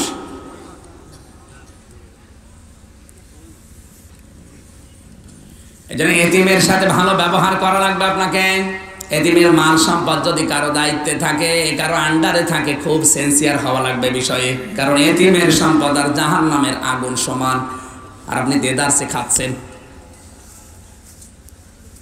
ভাই বিয়ে দিয়েছিলেন, তার সন্তান ছিল, ভাইটা মারা গেছে, এমনকি ভাইয়ের সন্তান, তার বিবি, সবকে এখন আপনি বিদায় করে দিলেন না। আপনি যতই নামাজ রোজা হজ যাকাত করেন না, আপনাকে আমার আল্লাহ আর মাফ করবে না। কারণ এই অপরাধটা আপনি আর আল্লাহর কাছে করেননি, অপরাধ করেছেন আপনি কিন্তু মানুষের উপরে। কথা বলেন না কেন? এই জন্য আপনি সাবধান হবেন। এতিম বলতে শুধু মা বাবা নেই এরাই না, এতিম মানে আপনার আন্ডারে যারা থাকবে সবাই আপনার কাছে এতিম, সরকারের কাছে জনগণ এতিম। মা বাবা নেই ওটা তো এতিম, আসলে এতিম।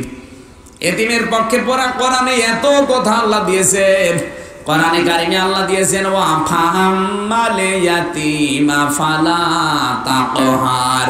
হে নবী সাবধান, এতিমের গলায় ধাক্কা দেবেন না।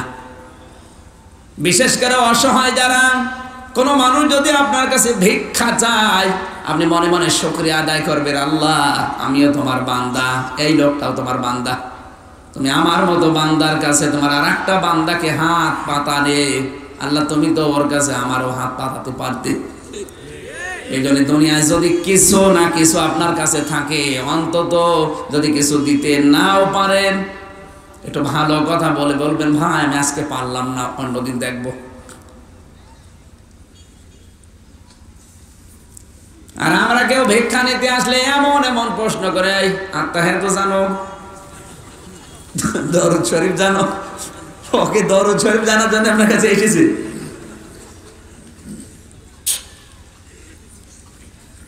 সাইলের কথা কোরআনে কারিমে আর এতিমের কথা আল্লাহ বেশি দিয়েছেন, কারণ বিশ্ব নবী নিজে এতিম ছিলেন।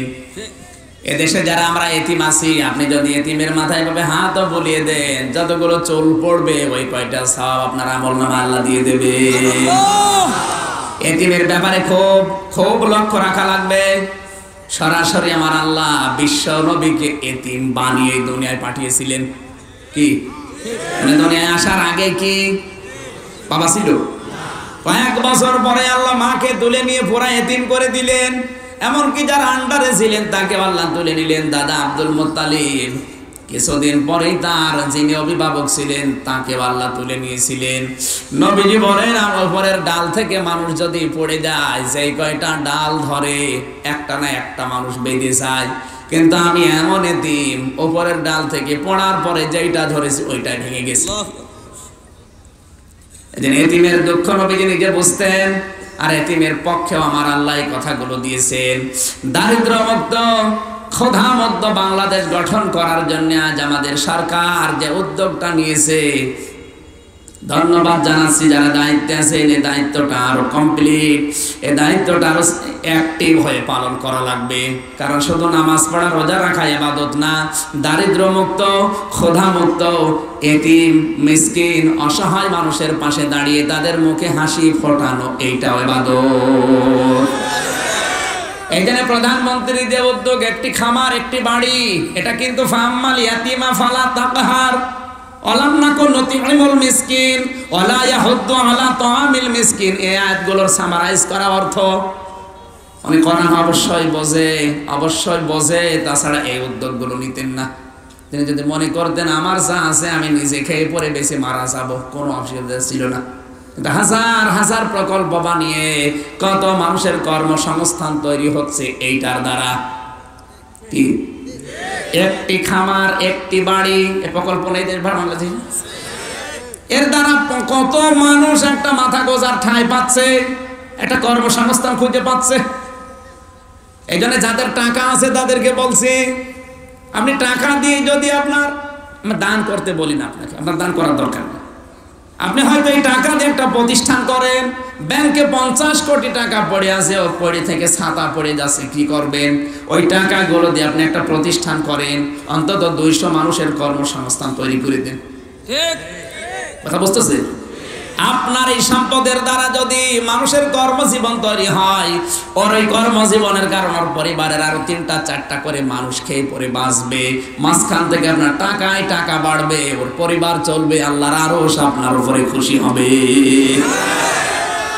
এই ইসলাম বাংলাদেশে এখন আসতেছে। এই ইসলাম আসলে তো এটা ইসলাম, মানবতার সেবার চাইতে বড় ইসলাম দুনিয়া আর কিচ্ছু নেই। ডিআইজি হাবিবুর রহমান স্যার উনি বিভিন্ন উদ্যোগ নিয়েছে এভাবে, এই যে হিজরা, এরপরে প্রতিবন্ধী, আরো বিভিন্ন মেয়েদেরকে নিয়ে 300-3000 বিভিন্ন ঘর উনি বানিয়ে দিচ্ছে সরকার, টাকা সরকারের উদ্যোগ নিয়েছে উনি। আজ আমাদের দেশে আরো বিভিন্ন দায়িত্বে যারা আছেন, টাকা কিন্তু সরকার ঠিকই বাজেট করে, কিন্তু উপর থেকে এ পর্যন্ত আসতে আল্লাহর ওলিরা সব খেয়ে ফেলে। সমস্যা তো এই জায়গায়।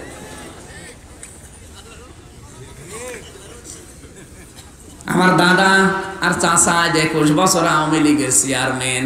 আমরা দেখেছি এই দেশে, দাদা বলছিলেন যত টাকা রাস্তার জন্য বাজেট হয়, যদি সরাসরি ওই টাকাগুলো রাস্তার পেছনে আমরা ব্যয় করতে পারতাম, এই দেশের 1 ইঞ্চি রাস্তা কাঁচা থাকতো না। আল্লাহর কি ইশারা, উপর থেকে আসতে আসতে রাঘব বলরা খেতে খেতে শেষে আর কিছুই দাঁড়ায় না। 50 কোটি টাকা যদি বাজেট হয়, শেষে 5 কোটি দাঁড়ায়। করবো কি? একটা রাস্তা বানাতে 50 কোটি টাকা যদি খরচ হয়, সেখানে 5 কোটি দিয়ে রাস্তা হবে? রাস্তা হয় ডেলিভারি রোড হয়। ও রাস্তা আমার মানে কাঁচা থাকায় ভালো ছিল, ওই রকম রোড হয়। আরো যদি কোনো প্রেগনেন্ট মহিলা ওই রাস্তা দিয়ে যায়, ও হাসপাতালে যাওয়া লাগবে না। নেতারা বুদ্ধি করেছে যে আমার হাসপাতাল দরকার নেই, অন্তত রাস্তায় যেন আমার নাগরিক বাচ্চা দিতে পারে, এরকম রাস্তা বানিয়ে দিয়েছে। কত মানুষ এই রাস্তার টাকা, ব্রিজের টাকা, কালভার্টের টাকা চুরি করে আত্মসাৎ করে এগুলো মসজিদে দেয়, খানকায় দেয়, পীরের কাছে দেয়। কে বলেছে আপনাকে? একটা মসজিদ বানিয়ে দিলে নাই 5000 মানুষ নামাজ পড়বে? কথা বলছেন কেন? কিন্তু একটা ব্রিজ বানিয়ে দিলে, একটা রাস্তা সংস্কার করে দিলে কোটি কোটি মানুষ ওই রাস্তা দিয়ে, ব্রিজ দিয়ে হাঁটবে। 1000 মসজিদ বানানোর চাইতে একটা রাস্তা বানানো আল্লাহর কাছে অনেক দামি। এই ইসলামের দেশে অনেকেই বোঝে না, কারণ কোরআন শরীফ বোঝে না। তো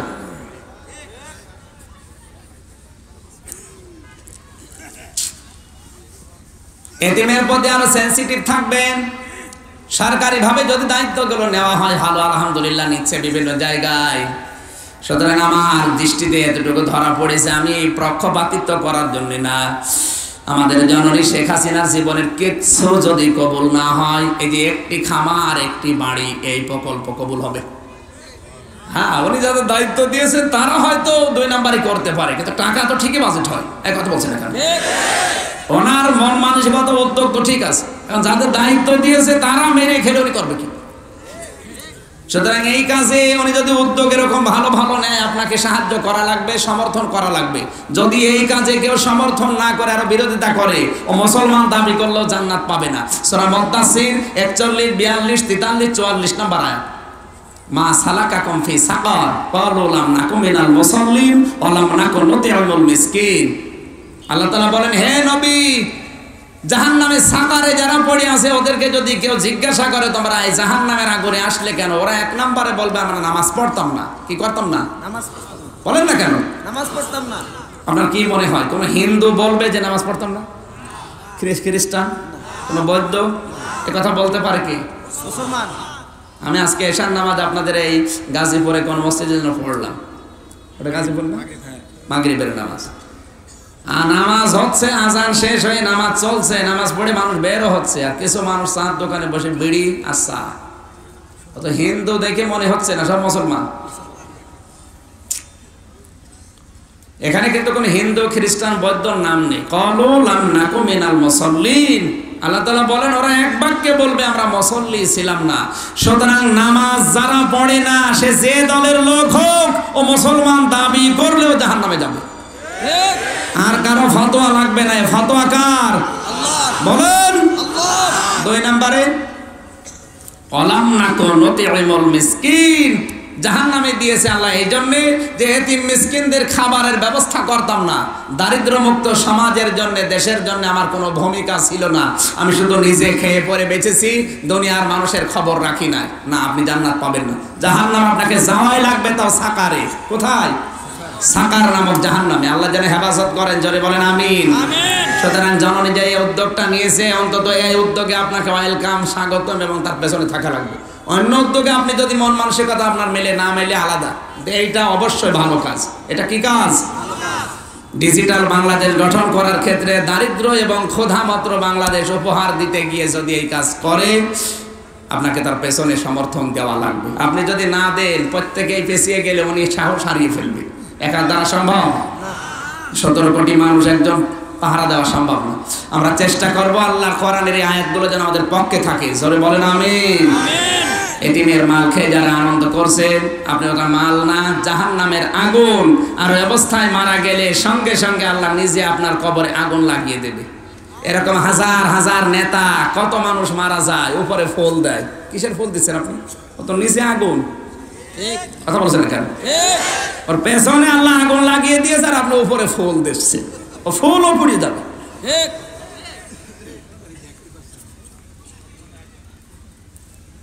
এখানে পৃথিবীতে কোনো বিষয় নেই যে আপনি আনন্দ করতে পারেন। একটাই বিষয় আল্লাহ নাযিল করেছেন, তার নাম কোরআন। আজকের এই মাহফিলের সম্পর্ক কিন্তু কোরআনের সাথে না, আমির হামজার সাথে, মুরাদ কবিরের সাথে, কার সাথে? কোরআনের সাথে। বলেন, কোরআনে কারিমের সাথে সম্পর্কিত এই অনুষ্ঠানে। এই জন্য এখানে আসা বসা, শ্বাস প্রশ্বাসে নিঃশ্বাসে নেকি হচ্ছে। যে আল্লাহ আমাদেরকে এই ময়দানে নিয়ে আসলেন, খুশি হয়ে বলেন আলহামদুলিল্লাহ। আমি একটা হাদিসের অংশ পড়েছিলাম, খুব শর্টে ব্যাখ্যাটা করে আমরা তাফসিরে প্রবেশ করছি। হযরত আবু হুরায়রা থেকে 1 মিনিটের ভেতরে শুনবেন। আছেন ময়দানে? আছেন? এই যে ওঠাও ঠিক করে বলেছিলাম, উঠলে মোনাজাত করে দেবো আল্লাহুম্মা আমিন। না মানে ওদেরকে বসান। এই ওঠেন, কি গো, একটু বসে থাকতে পারেন না? সুবহানাল্লাহ আলহামদুলিল্লাহ লা ইলাহা ইল্লাল্লাহ, সুবহানাল্লাহ আলহামদুলিল্লাহ লা ইলাহা ইল্লাল্লাহ, লা ইলাহা ইল্লাল্লাহ মুহাম্মাদুর রাসূলুল্লাহ। আমার ভাইরা, আবু হুরায়রা থেকে বর্ণিত, বিশ্ব নবী বলেন, অতি শীঘ্রই সাতাফতারিকু উম্মতি, একালিপটা আনাস, অতি শীঘ্রই আমার উম্মতের ভেতরে ৭৩টা দল বের হবে। কয়টা? ৭৩টা। শব্দের দিকে খেয়াল করবেন। নবীজি কিন্তু আমার উম্মত বলে ঘোষণা দিয়েছেন। আর আমার উম্মত মানে ইহুদি, খ্রিস্টান, বৌদ্ধ, হিন্দু, তাহলে ওগুলো আগেই বাদ নাকি? আমার উম্মত মানে আমরা এই দেশে আজ যারা ১৭ কোটি মানুষ আছি, ৯৬% মুসলমান। আমাদের ভেতরে আমরা যারা ৯৬% মুসলমান, নবীর উম্মত, আমাদের ভেতরে দল হবে ৭৩টা। কত? ৭৩টা। কুল্লুহুম ফিন্নার, প্রত্যেকটা দল জাহান্নামে যাবে, ইল্লা ওয়াহিদা, একটা মাত্র দল বাদ দিয়ে। আপনার বিবেকের কাছে যেন নাড়া দেয় এবার। সঙ্গে সঙ্গে সাহাবীরা বললেন, হে নবী, ওই একটা দলের লোক কারা? নবীজি জবাব দিয়েছিলেন সঙ্গে সঙ্গে, মান আলাইহি ওয়া আসহাবি। শব্দের দিকে খেয়াল করবেন। মান আলাইহি একালিপটা আনাস, ওয়া আসহাবি আর একালিপটা আনাস। নবীজি বললেন, আমি নবী এবং আমার সাহাবীদের মত, সুরাত, সিরাত, আদর্শ মেনে যারা দুনিয়ায় চলবে, ওরাই শুধু এক কাতারে থাকবে, বাকি সব আছে ওই ৭২ কাতারে।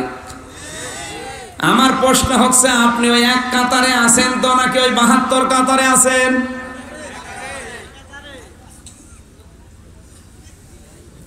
বলছে এক কাতার। আপনার সুরাত, সিরাত, চাল চলন, আপনার আচার ব্যবহার, ব্যবসা বাণিজ্য, একে নবীজি এবং সাহাবীদের সাথে মেলে।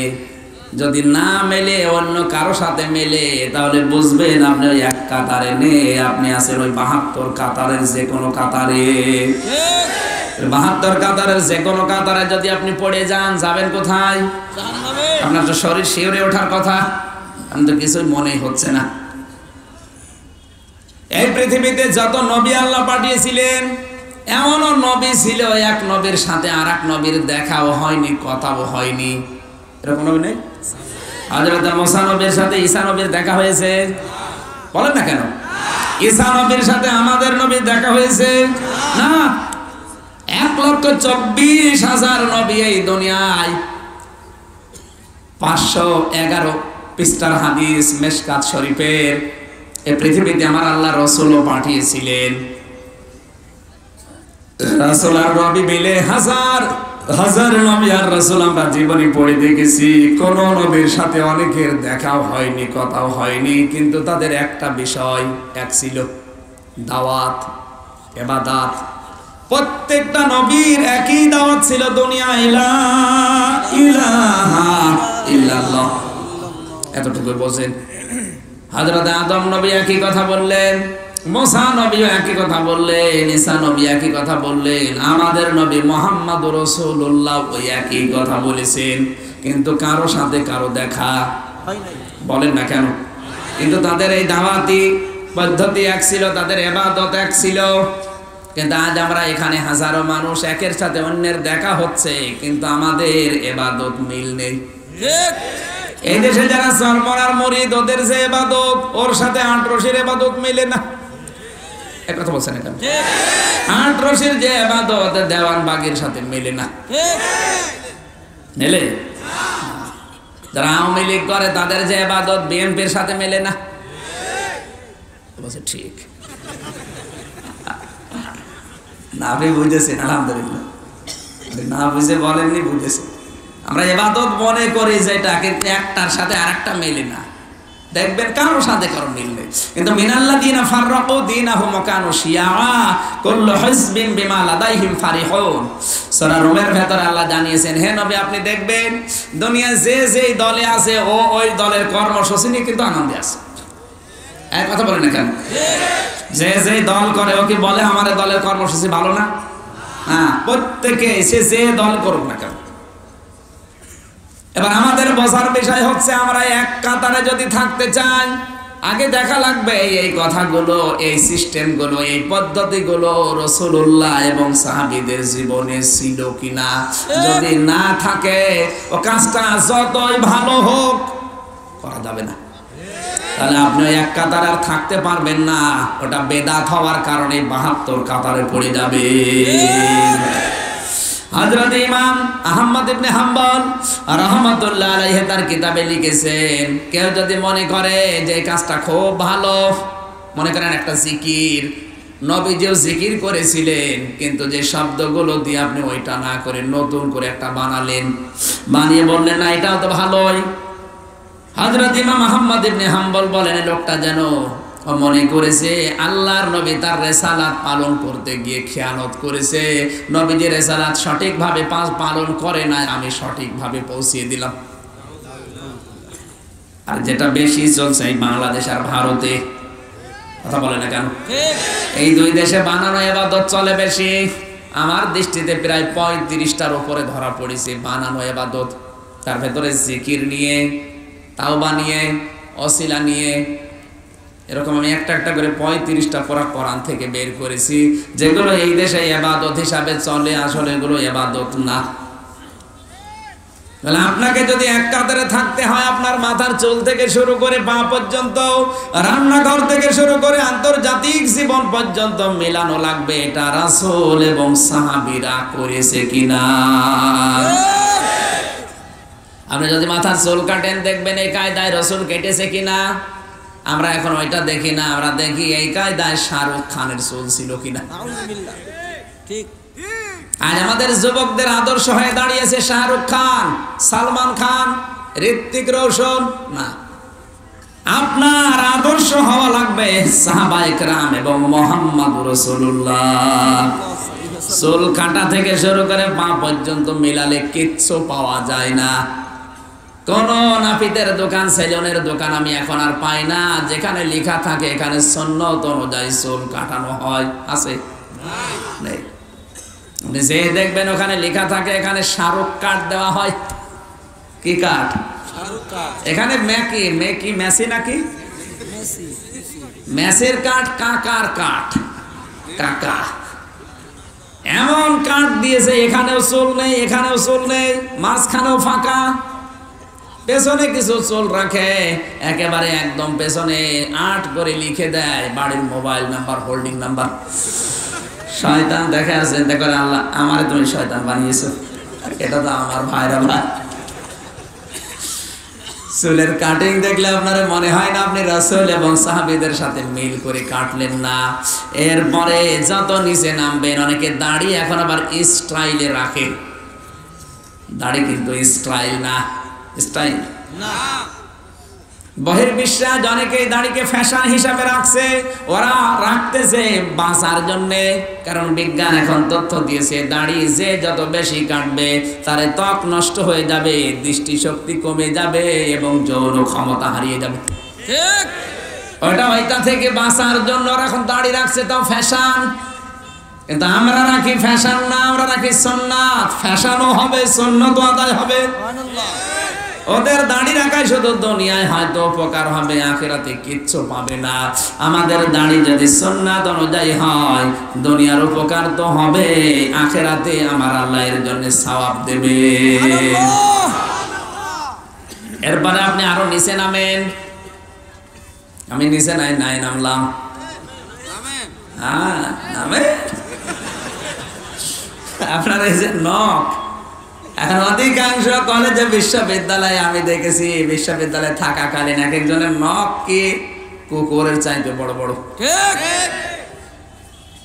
আল্লাহর নবী জানিয়েছেন নিজের শরীরের অবাঞ্ছিত কিছু বিষয়, এবং এই নখ এগুলো 7 দিনে কমপক্ষে তোমার পরিষ্কার করা লাগবে। 40 দিনের পরে যদি পরিষ্কার না করো তুমি নাপাক হিসাবে গণ্য, তুমি আর পাক হতে পারবে না, ওযু করলেও গোসল করলেও। আচ্ছা 40 দিন না, 40 বছর চলে যাচ্ছে। ওরে যেইভাবে এসেছি ওইভাবে যাব, কোনো কাটা কাটি নেই। মানুষ কি বড় বড় নখ রাখে গো। বাকিগুলোর নাম নাই নিতে পারলাম। সম্মানিত ভাই বোন যারা এসেছেন, নবীজির এই হাদিসটা আপনাকে মানা লাগবে। অন্তত 7 দিনে আপনার শরীরের অবাঞ্ছিত লোমগুলো পরিষ্কার করে আপনি পাক থাকবেন। যদি এগুলো 40 দিন পার হয়ে যায়, আপনি যতই গোসল করেন, ওযু করেন, আপনি আর পাক হতে পারবেন, আপনি না পাক। আর এই অবস্থায় মরে গেলে আপনি ঈমান পাবেন না, কারণ ফেরেশতা রহমতের আপনার কাছে আসবে না। কাটবেন তো? কারা কারা কাটবেন হাত তোলেন তো। তোমার মনে হয় আল্লাহ 180 মাইল বেগে বাঁধিয়ে দিয়েছে। না, আশা করছি কেটে ফেলবেন ভাই। অনেকে মনে করে দাঁড়িয়ে এভাবে গব, দাঁড়িয়ে নখ এগুলো কাটলে শরীরের ক্ষতি হয় না। লজ্জাস্থানের পশম এগুলো যত বেশি 7 দিনের সর্বোচ্চ, 7 দিনের পরে একেবারে সর্বোচ্চ 40 দিন, এর ভেতরে যদি কেউ না কাটে তাহলে তো 3টা ক্ষতি হবে। সবচেয়ে বড় ক্ষতি, সে যৌন ক্ষমতা হারিয়ে ফেলবে, যৌন শক্তি তার আস্তে আস্তে লোপ পাবে। তখন ইন্ডিয়া হারবাল, কলকাতা হারবাল। মুরব্বীরা আছে, এই জন্য আমি নিচে নামতে পারলাম না। শেষে বউ চলে যাবে, হুজুর তাবিজ দে। তাবিজে কাজ হয়? কয়েকদিন আগে এক লোক কল দিয়ে বলছে, হুজুর আমার বউ শুধু আমার চড়ায়, আপনি আমার তাবিজ দেন। আমি বললাম না, 2 জায়গায় তাবিজে কাজ হয় না। একটা হচ্ছে বর কাছে আর একটা শাশুড়ির কাছে। তোমার একটা কায়দা শিখিয়ে দেয় সুন্নাত, প্রতিদিন খাবার খাওয়ার সময় স্ত্রীর মুখে খাবার তুলে দিবা, তাহলে মহব্বত বাড়বে, অন্তত তোমারে মারবে না। কয়েকদিন পরে বললাম কি, বলছো হুজুর আমার লজ্জা করে। মায়ের খেতে লজ্জা করে না, খাবার তুলে দিবা রাসূলের সুন্নাত লোকমা, আর তোমার লজ্জা করে। আজকে আমল করো, যা আমল করেছি, কিন্তু মুখে খাবার দেওয়ার পরে দেখি হাঁ করি আছে, আর মুখ বন্ধ হয় না। আমার দিকে তাকিয়ে বলছে, কি গো, প্রতিদিন তোমারে আমি মারি, আর তুমি আজকে আমার মুখে খাবার তুলে দাও, এই কায়দা তোমারে শিখিয়েছে কে? বলছে হুজুর আমি আপনার নাম বলে দিয়েছি। কিছু শিখিয়ে দেবে, পাগল বাড়িতে বলে দেবে না। আপনি এগুলো হাসির খোরাকি হিসেবে নেবেন না, আমল করবেন। কমপক্ষে 7 দিনে যদি পারেন পরিষ্কার করে ফেলবেন, নখ হোক, বিভিন্ন শরীর কেটে ফেলবেন। কাটবেন তো? আলহামদুলিল্লাহ। আমার ভাইরা, মাথা থেকে শুরু করে পা পর্যন্ত যেটা বলেছি, রান্নাঘর থেকে শুরু করে এবার আন্তর্জাতিক জীবন পর্যন্ত মিলাবেন। আজকের তেলাওয়াতকৃত আয়াত সূরা বাকারার 208 নম্বর আয়াতে আল্লাহ ওই তথ্যটাই দিয়েছেন। জবান খুলে কোরআনের আয়াত থেকে তাফসীর শোনার জন্য এবার পড়েন, নাকি চলে যাবেন? জবান খুলে কোরআনের সোনালী আয়াত পড়েন, আউযু বিল্লাহি মিনাশ শাইতানির রাজিম, বিসমিল্লাহির রহমানির রহিম, ইয়া আইয়ুহাল্লাযীনা আমানু উদখুলু ফিস-সিলমি কাফা ওয়া লা তাত্তাবিউ খুতুওয়াতিশ শাইতান ইন্নাহু লাকুম আদুউম মুবিন। আল্লাহু আকবার। সূরা বাকারা, কোন সূরা? আয়াত নাম্বার 208। আল্লাহ তাআলা ডাক দিচ্ছেন শুধুমাত্র ঈমানদারকে। আর আমরা জানি অন্তত এখানে যারা আমরা আছি এখানে কোনো বেঈমান নেই, আছে না?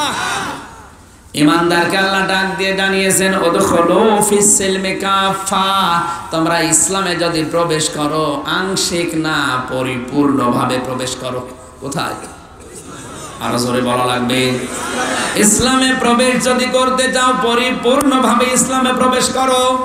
ওয়ালা তাত্তাবিউ খুতুওয়াতিশ শাইতান, শয়তানের পদাঙ্ক অনুসরণ করবা না, কারণ সে তোমাদের প্রকাশ্য শত্রু। ঠিক। আমরা আয়াতের সরল অর্থ বাংলায় মাতৃভাষায় শুনেছি, এবার আসেন আমরা ব্যাখ্যায় যাই। ইসলাম সিলমন শব্দ থেকে এখানে আমার আল্লাহ নিয়েছেন ফিস-সিলমি কাফা, পরিপূর্ণভাবে ইসলামে প্রবেশ করো। তাহলে ইসলাম একটা ঘর। ইসলাম আপনি একটা ঘর মনে করেন যে ইসলাম একটা ঘর বানাতে আমরা দেখি 4টা দেওয়াল লাগে। কয়টা? 4টা। জোরে বলেন। 4টা। 4টা দেওয়াল লাগে শুধু না, যদি ছাদের ঘর না হয় টিনের ঘর হয় অন্তত 4টা টিনের ছাউনি লাগে, 2 পাশে 2টা আর এই 2 পাশে 2টা। কথা বলেন না কেন? তাহলে ওদিকে 4 এদিকে 4, 8, অন্তত 8টা বিষয় নিয়ে একটা ঘর আমরা বানাতে পারি নাকি না? ঘরের সবচাইতে গুরুত্বপূর্ণ বিষয় হচ্ছে 5টা খুঁটি লাগবে, চারিদিকে 4টা, মাঝখানে দেওয়াল খাড়া করার জন্য ওই চাল বা ছাদ খাড়া করার জন্য আর একটা। তাহলে 3, 4, 12, আর ওই যে মাঝখানের যে খুঁটিটা, এই 13টা বিষয়ের উপর আজকের এই আলোচনাটা কোরআনে কারিমে আল্লাহ সাজিয়েছেন। আমরা শুনে যাব না বাড়ি চলে যাব? এই যে ঘর বানাতে প্রথম এই খুঁটি লাগে কয়টা? 5টা। কয়টা? প্রথম নম্বরে মাঝখানের খুঁটি আপনি বানাবেন মজবুত করে, যেটা ঈমানের খুঁটি। কিসের? ঈমানের। ঈমান যদি কেউ আনতে চায় তার পদ্ধতি আছে 4টা। কয়টা? এই 4টা পদ্ধতি দিয়ে আপনি চারিদিকে 4টা খুঁটি দেবেন। ঈমানটা আনার পরে আপনি বলবেন আমানতু বিল্লাহি কামা হুয়া বিআসমাইহি ওয়া সিফাতিহি ওয়া ক্বাবিলতু জামিয়া আহকামিহি ওয়া আরকানি। এটা আমরা সেই মক্তবে কায়দা যখন হুজুররা পড়ায় ওই সময় পড়েছিলাম, কিন্তু আমার ওই সময় এতকে বেশি ধারণা ছিল না। কিন্তু এখন দেখি ওই কায়দার কথাগুলো দিয়ে আল্লাহ ইসলাম সাজিয়েছে।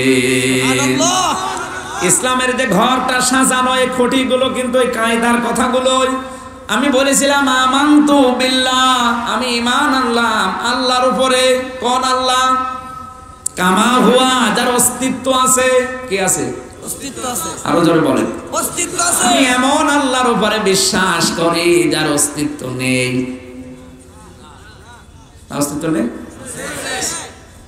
বিআসমাইহি, শুধু অস্তিত্ব না, তার নামও আছে। নাম নেই?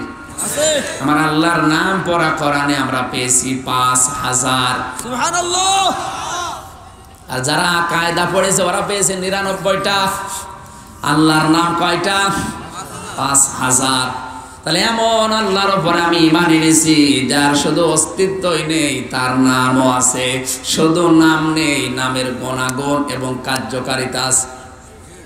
আপনি যদি ইসলামে প্রবেশ করতে চান এই খুঁটিগুলো দিয়ে আপনি মজবুত ভাবে আগে দেওয়ালের জন্য খুঁটি দেওয়া লাগবে।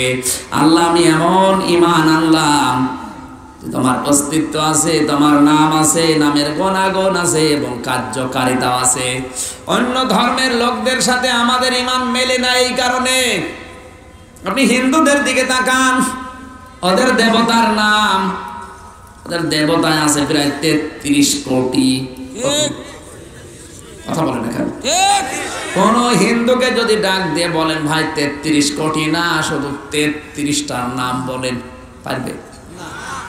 কিন্তু কম বেশি এখানে আমরা মুসলিম যারা আছে, ছোটবেলায় যারা কায়দা অন্তত পড়েছেন, কোরআন পড়েন, কিছু না হলে বা 50টা আল্লাহর নাম আপনি বলতে পারবেন। কথা বলেন না কেন ভাই?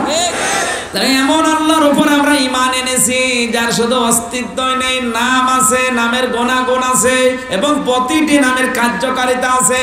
তিনি নাম নিয়েছেন রাজ্জাক, এই কারণে আমাদের রিজকের অভাব আল্লাহ দূর করেন। উনি যদি রাজ্জাক নামটা না নিত, আমরা অধিকাংশ গুলো না খেয়ে মারা যেতাম।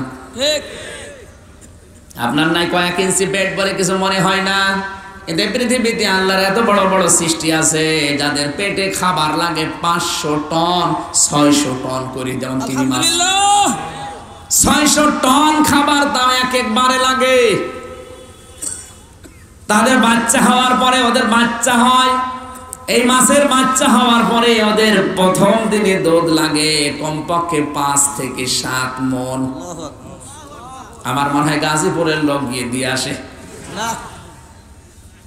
আল্লাহ পাক বলেন আমার নাম রাজ্জাক।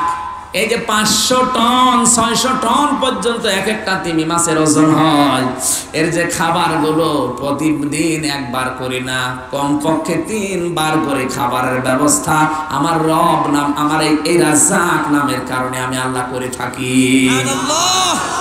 এত বড় বড় সৃষ্টির অত বড় পেটের সমস্যা যদি আমার রাজ্জাক নামের কারণে করতে পারি, তোমার কয়েক ইঞ্চি পেটের এ দায়িত্ব আমি আল্লাহ নিতে পারি না? তোমার অবৈধ কাজ করা লাগে কোন কারণে?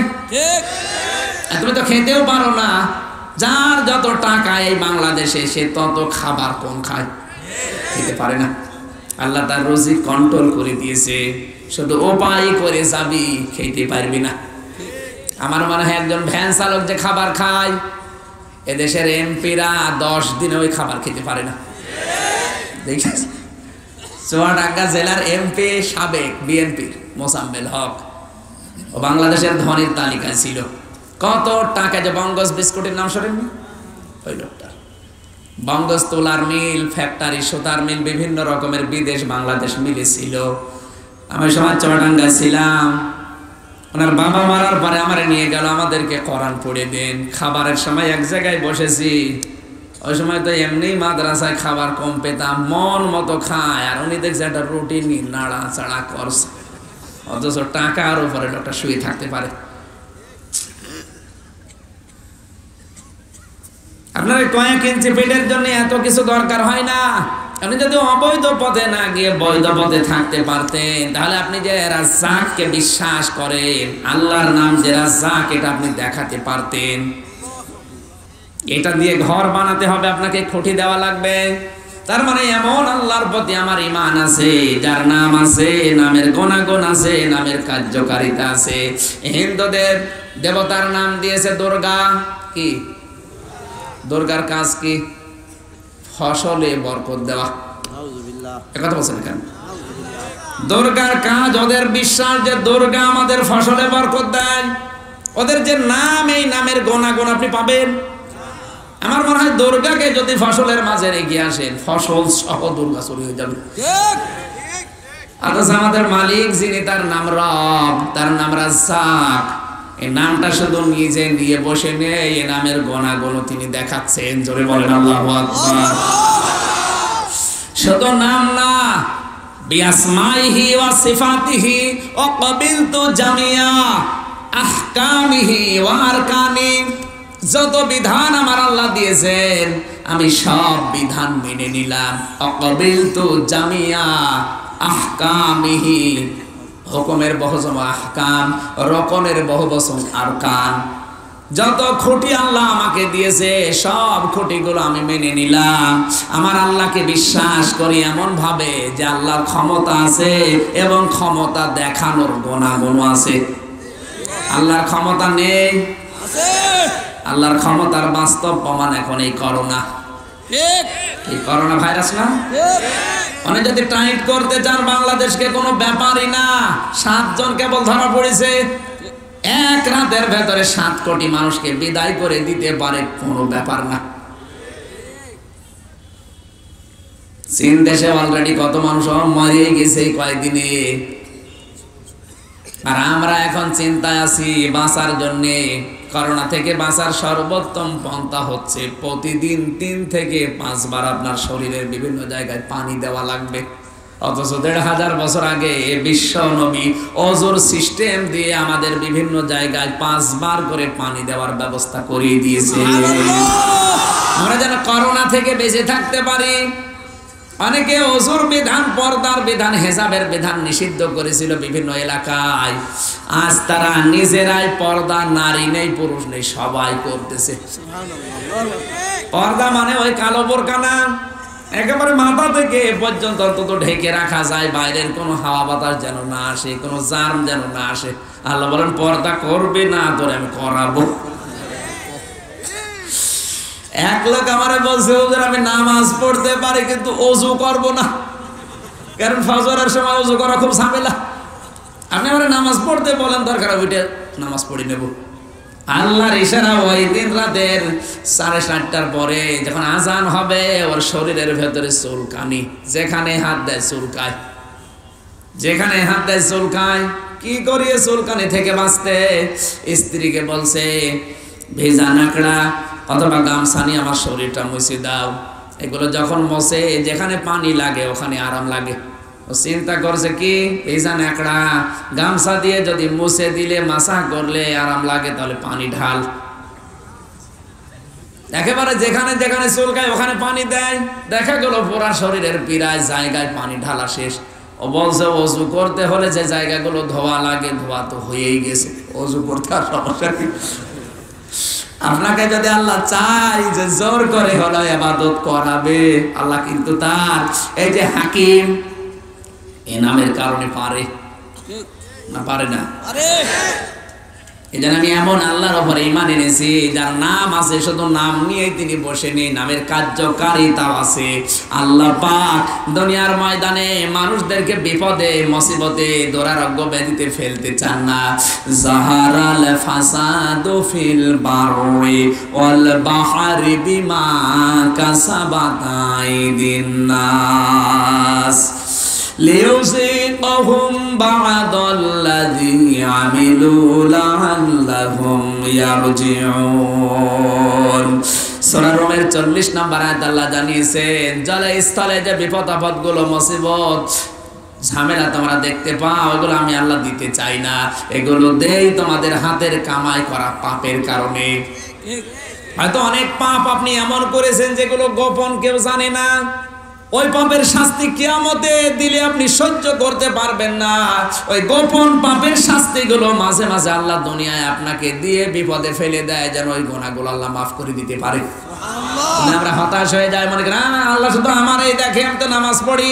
আরে ভাই, আপনি তো নামাজ পড়েন, গোপনে কি করেন আপনি টের পান? কথা বুঝতেছে? আপনার যে গোপন গুনাহ, ওগুলো কেউ টের পায় না। তাই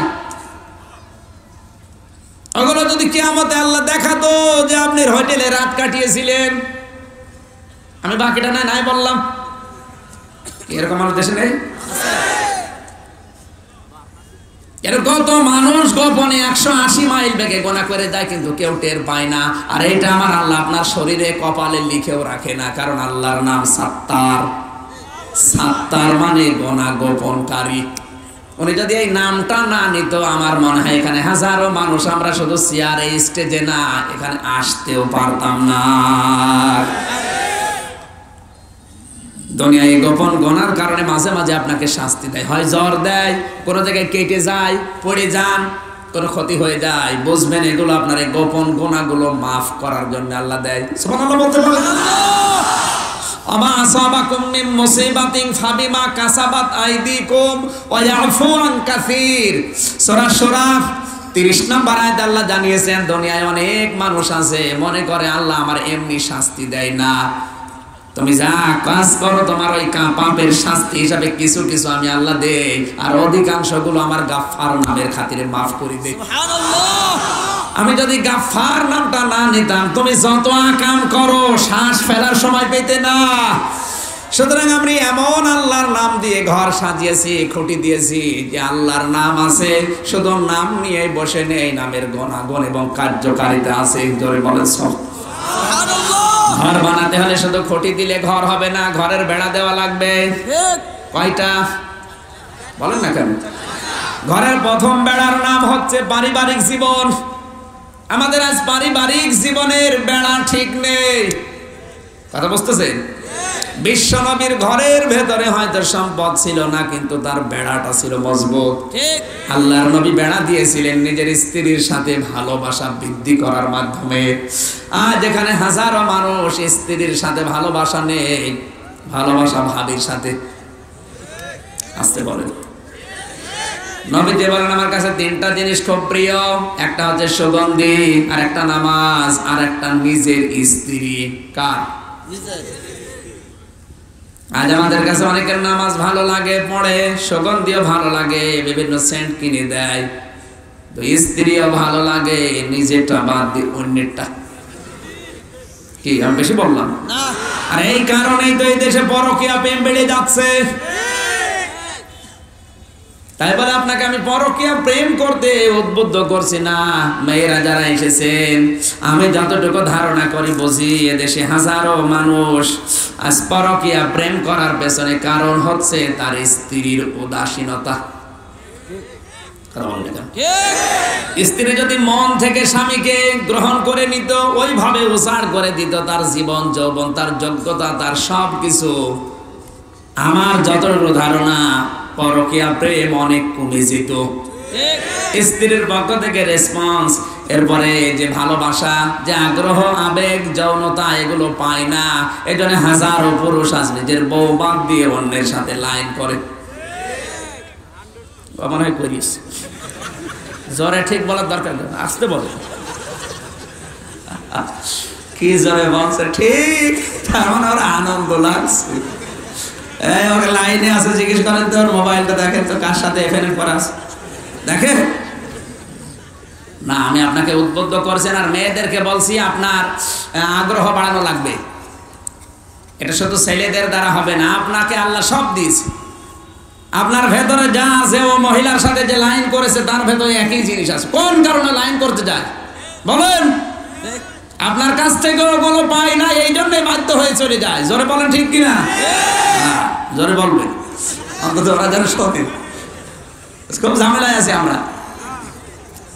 নারী নির্যাতন কিছু হলে পেপারে উঠে যায়, অথচ আমরা কত মানুষ যে পুরুষ নির্যাতনের শিকার, কিছু বলা যায়। আমার এই দেশের সামাজিক অবস্থা, দুইটা বিয়ে করলেও সমস্যা।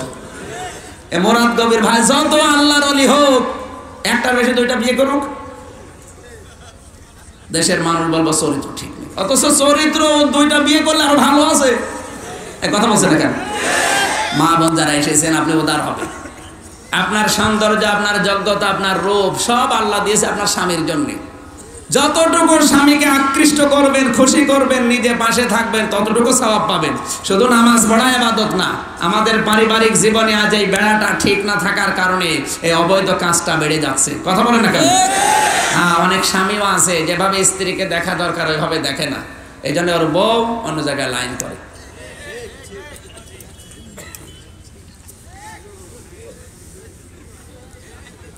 ঠিক ঠিক বললে একটু সমস্যা হয়ে যাচ্ছে, ওরা বলুন, আপনার বলার দরকার কি?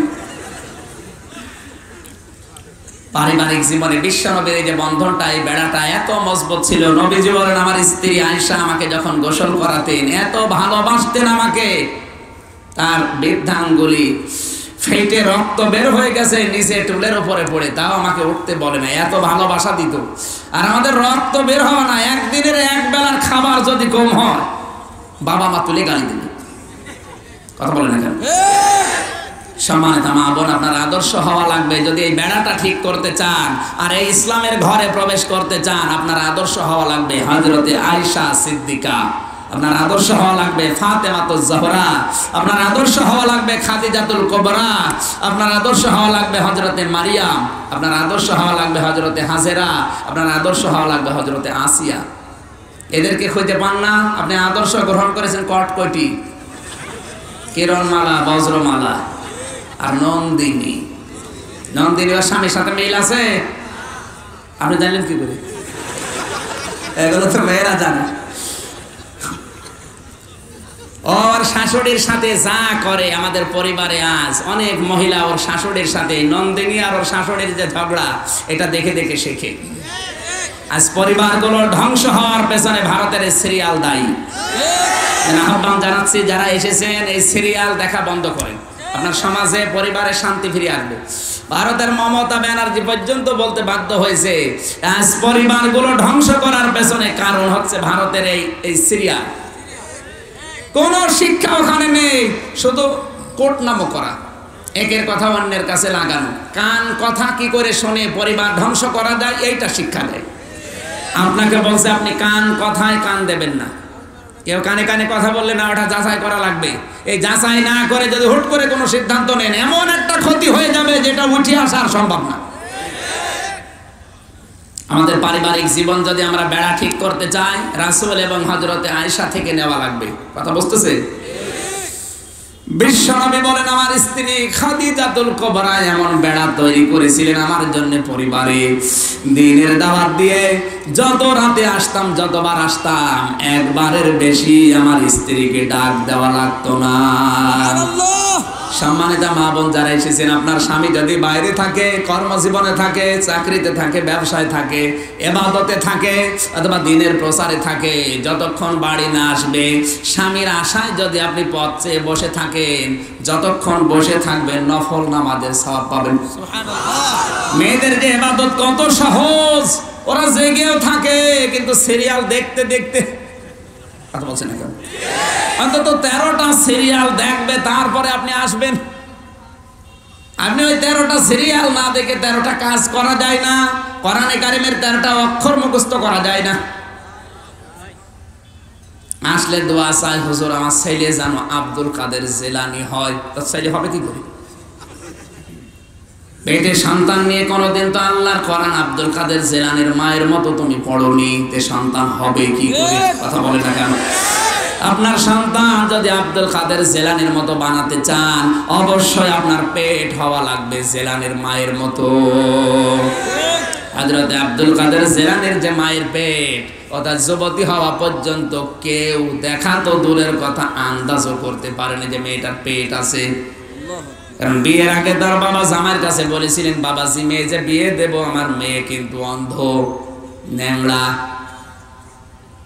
কালা, বোবা। এর রূপক হচ্ছে আমার মেয়ে অন্ধ, তার মানে চোখ দিয়ে এ বয়স পর্যন্ত কোনো পর পুরুষকে ওইভাবে দেখে নাই। আপনি পর পুরুষকে দেখতে পারবেন না তা না, কিন্তু যাদের দেখা যায় আছে আপনি তাদের দেখবেন। 14 জন পুরুষকে আপনি দেখতে পারবেন এই চোখ দিয়ে সরাসরি, আর বাকিগুলোকে দেখতে হলে চক্ষু নিম্নগামী করা লাগবে। 1 নম্বরে নিজের বাবা, দুধ বাবা, ভাই, দুধ ভাই, দাদা, নানা, নাতি, এরপরে ভাইয়ের ছেলে, বোনের ছেলে, ভাইয়ের ছেলে, বোনের ছেলে, নিজের ছেলে, আর মেয়ের জামাতা, মেয়ে যার সাথে বিয়ে দিয়েছেন। এই 14 জন পুরুষের সামনে আপনি যেতে পারবেন, দেখতে পারবেন। হাতের কবজি, মুখমণ্ডল আর পায়ের পাতা খোলা রেখে পুরা শরীর ঢেকে রাখা লাগবে। আর অন্য পুরুষের সামনে যদি আপনি পড়ে যান, শুধু চোখ বাদে পুরা শরীর ঢেকে রাখা লাগবে। কথা বুঝতেছেন? আপনার দেখা জায়েজ নেই তা না, দেখতে তো পারছেন। ইসলাম মানা সহজ, যদি আপনি মানার মতো মানতে চান। এদেশে আছে খুব কম। সম্মানিত মা বোন যারা এসেছেন, হযরতে আব্দুল কাদের জিলানীর মা, তার নানা বলেছিলেন, জামাই বাবাজি আমার মেয়েটা কিন্তু অন্ধ, এই অর্থে আমার মেয়ে 16 বছর পর্যন্ত এই চোখ দিয়ে কোনো পর পুরুষকে ওই নজরে দেখে নাই। অথচ আমাদের যাদের মেয়ে আছে, আজকে 3 তারিখ, কয় তারিখ? আর মাত্র 11 দিন, 11 দিন পরে যা দেখবে বাবা শাহজালাল সব হালাল, ওর পেটে আল্লাহ ভালো জিনিস দেবে। তিনি বলেছিলেন আমার মেয়ে কালা, তার মানে আমার মেয়ে এই কান দিয়ে গেবত শোনে নাই। আর মেয়েরা এখন এক জায়গায় বসলে শুধু গেবত শুনতে ওদের আনন্দ লাগে, গেবত ওদের কাছে ঘি ভাতের মতো মনে হয়। আমার মেয়ে ন্যাংড়া, তার মানে পা দিয়ে আমার মেয়ে কোনোদিন পর পুরুষের কাছে প্রেম নিবেদন করার জন্য যায় নাই আমার বাড়িতে থাকাকালীন। 4 নাম্বার, আমার মেয়ে বোবা, কথা বলতে পারে না। আমার মেয়ে এই মুখ দিয়ে কোনোদিন কারো গেবত করে নাই। মা বোনেরা, আব্দুল কাদের জেলানী যদি জন্ম দিতে চান এই 4টা আমল শুরু করেন। এমনি আব্দুল কাদের জেলানী আপনার পেটে আল্লাহ দেবে না। আমাদের পারিবারিক জীবনের যে বেড়া, এরকম 4টা বেড়া আমার আল্লাহ সাজিয়েছেন ইসলাম নামক ঘরের জন্য। চাল সাজিয়েছেন 4টা। এই সুন্দর ঘর যখন তৈরি হবে, আল্লাহ তাআলা বলেন এই ঘরের ভেতরে প্রবেশ করতে হলে পুরোপুরি প্রবেশ করো। শয়তানের পদাঙ্ক অনুসরণ করা যাবে না। শয়তানের পদাঙ্ক আমি পেয়েছি 7টা। শয়তানের 1 নাম্বার টার্গেট হচ্ছে কাপড় খোলা। ও চাই কাপড় খুলে মানুষের লজ্জাস্থান দেখে আনন্দ করা। আজ যারা নিজেদেরকে খোলামেলা ভাবে প্রদর্শন করতে ভালোবাসে, এরা শয়তানের পদাঙ্ক অনুসরণ করে। কথা বুঝতেছেন? শয়তানের প্রথম টার্গেট হচ্ছে মানুষের কাপড় খোলা। এটা কার টার্গেট? সুতরাং আপনার টার্গেট যেন এটা হয়ে না যায়। আজ কত মানুষ সিনেমা বানাচ্ছে, সিনেমা বানালে কোনো শিক্ষার জন্য বানান না, আগে কাপড় খোলা দিয়ে শুরু। আগেকার সিনেমারা মুরব্বীরা দেখে কাঁদতো, আর এখন কাঁদে কিন্তু চোখের পানি না। আমি নাই বললাম, কাঁদে না? ঠিক আছে, আপনি কি দিয়ে কাঁদেন বলে তো? চোখ দিয়ে না কেঁদে কি দিয়ে কাঁদছেন? কারণ কাঁদার মতোই তো, ও কাপড় খোলা দিয়ে শুরু। আপনি কাঁদবেন না কি করবেন? এরপরে শয়তানের দ্বিতীয় টার্গেট হচ্ছে অপচয় করা। ইন্নাল মুবাজ্জিরিনা কানু ইখওয়ানাশ শায়াতিন ওয়া কানা শাইতানু লিরাব্বিহি কাফুরা। আল্লাহ তাআলা বলেন শয়তান হচ্ছে অপচয়কারী। সুতরাং শয়তানের এই পদাঙ্ক অনুসরণ করা যাবে না। আজ একটা বিয়ে দিতে গেলে 5 কোটি টাকা পর্যন্ত অনেক বাবা খরচ করে। কোন দরকার আপনার? নবীজি বলেন ওই বিয়ে তো উত্তম যে বিয়েতে খরচ কম। অন্তত বিয়ে দেওয়ার মতো বিয়ে দিয়ে শেষ করে দিয়ে বাকি টাকা যদি খরচ করতে চান মানবতার জন্য খরচ করেন, কাজে লাগবে। আপনি যা করছেন 50,000 টাকা হলে হয়ে যায়, অথচ ওখানে খরচ করছেন 5 কোটি টাকা। অপচয়, এটা শয়তানের পদাঙ্ক অনুসরণ। আপনি শয়তানের ভাই। আল্লাহ পাক অপচয়কারীকে পছন্দ করেন না, শুধু বলেই শেষ করেননি, তিনি নিজে অপচয় করেনও। কথা বলেন না কেন? আল্লাহ যে অপচয় করে না তার প্রমাণ কি বলেন? আল্লাহ পাক যে অপচয় করে না তার প্রমাণ হচ্ছে আপনার পাকস্থলী। এই যে লেবার থেকে রস তৈরি হয়, এই নালী দিয়ে, নাড়ির ভেতর দিয়ে এসে পাকস্থলী এসে ক্ষুদ্রাংশে যে খাবারগুলো আছে, এই পিত্তথলি দিয়ে পিত্ত রস আসে। কি রস? এই পিত্ত রসটা যতক্ষণ খাবার পেটে থাকে ততক্ষণ ফোঁটা ফোঁটা পড়ে। চর্বি জাতীয় খাবারগুলো হজম করার জন্য রস বড় কার্যকারী ভূমিকা পালন করে। আশ্চর্যের বিষয়, বিজ্ঞান এখন ইন্নাল মুবাজ্জিরিনা কানু ইখওয়ানাশ শায়াতিন আয়াতটা গবেষণা করে দেখছে। আল্লাহ যে শুধু বলেছেন অপচয় করি না, অপচয় শয়তান করে। আল্লাহ অপচয় করে না তার প্রমাণ হচ্ছে এই পিত্ত রসটা যতক্ষণ খাবার পেটে থাকবে ততক্ষণ পড়বে, যতক্ষণ খাবার পেটে থাকবে না অটোমেটিক এটা বন্ধ হয়ে যাবে। আল্লাহ বোঝাতে চেয়েছেন বান্দা আমি অপচয় করি না। জোরে বলেন আল্লাহু আকবার। 12টা পার হয়ে যাচ্ছে, আমি আর কথা বলতে পারছি না, শেষ করে দিলাম। আমিন। বারাকাল্লাহু লানা ওয়া লাকুম।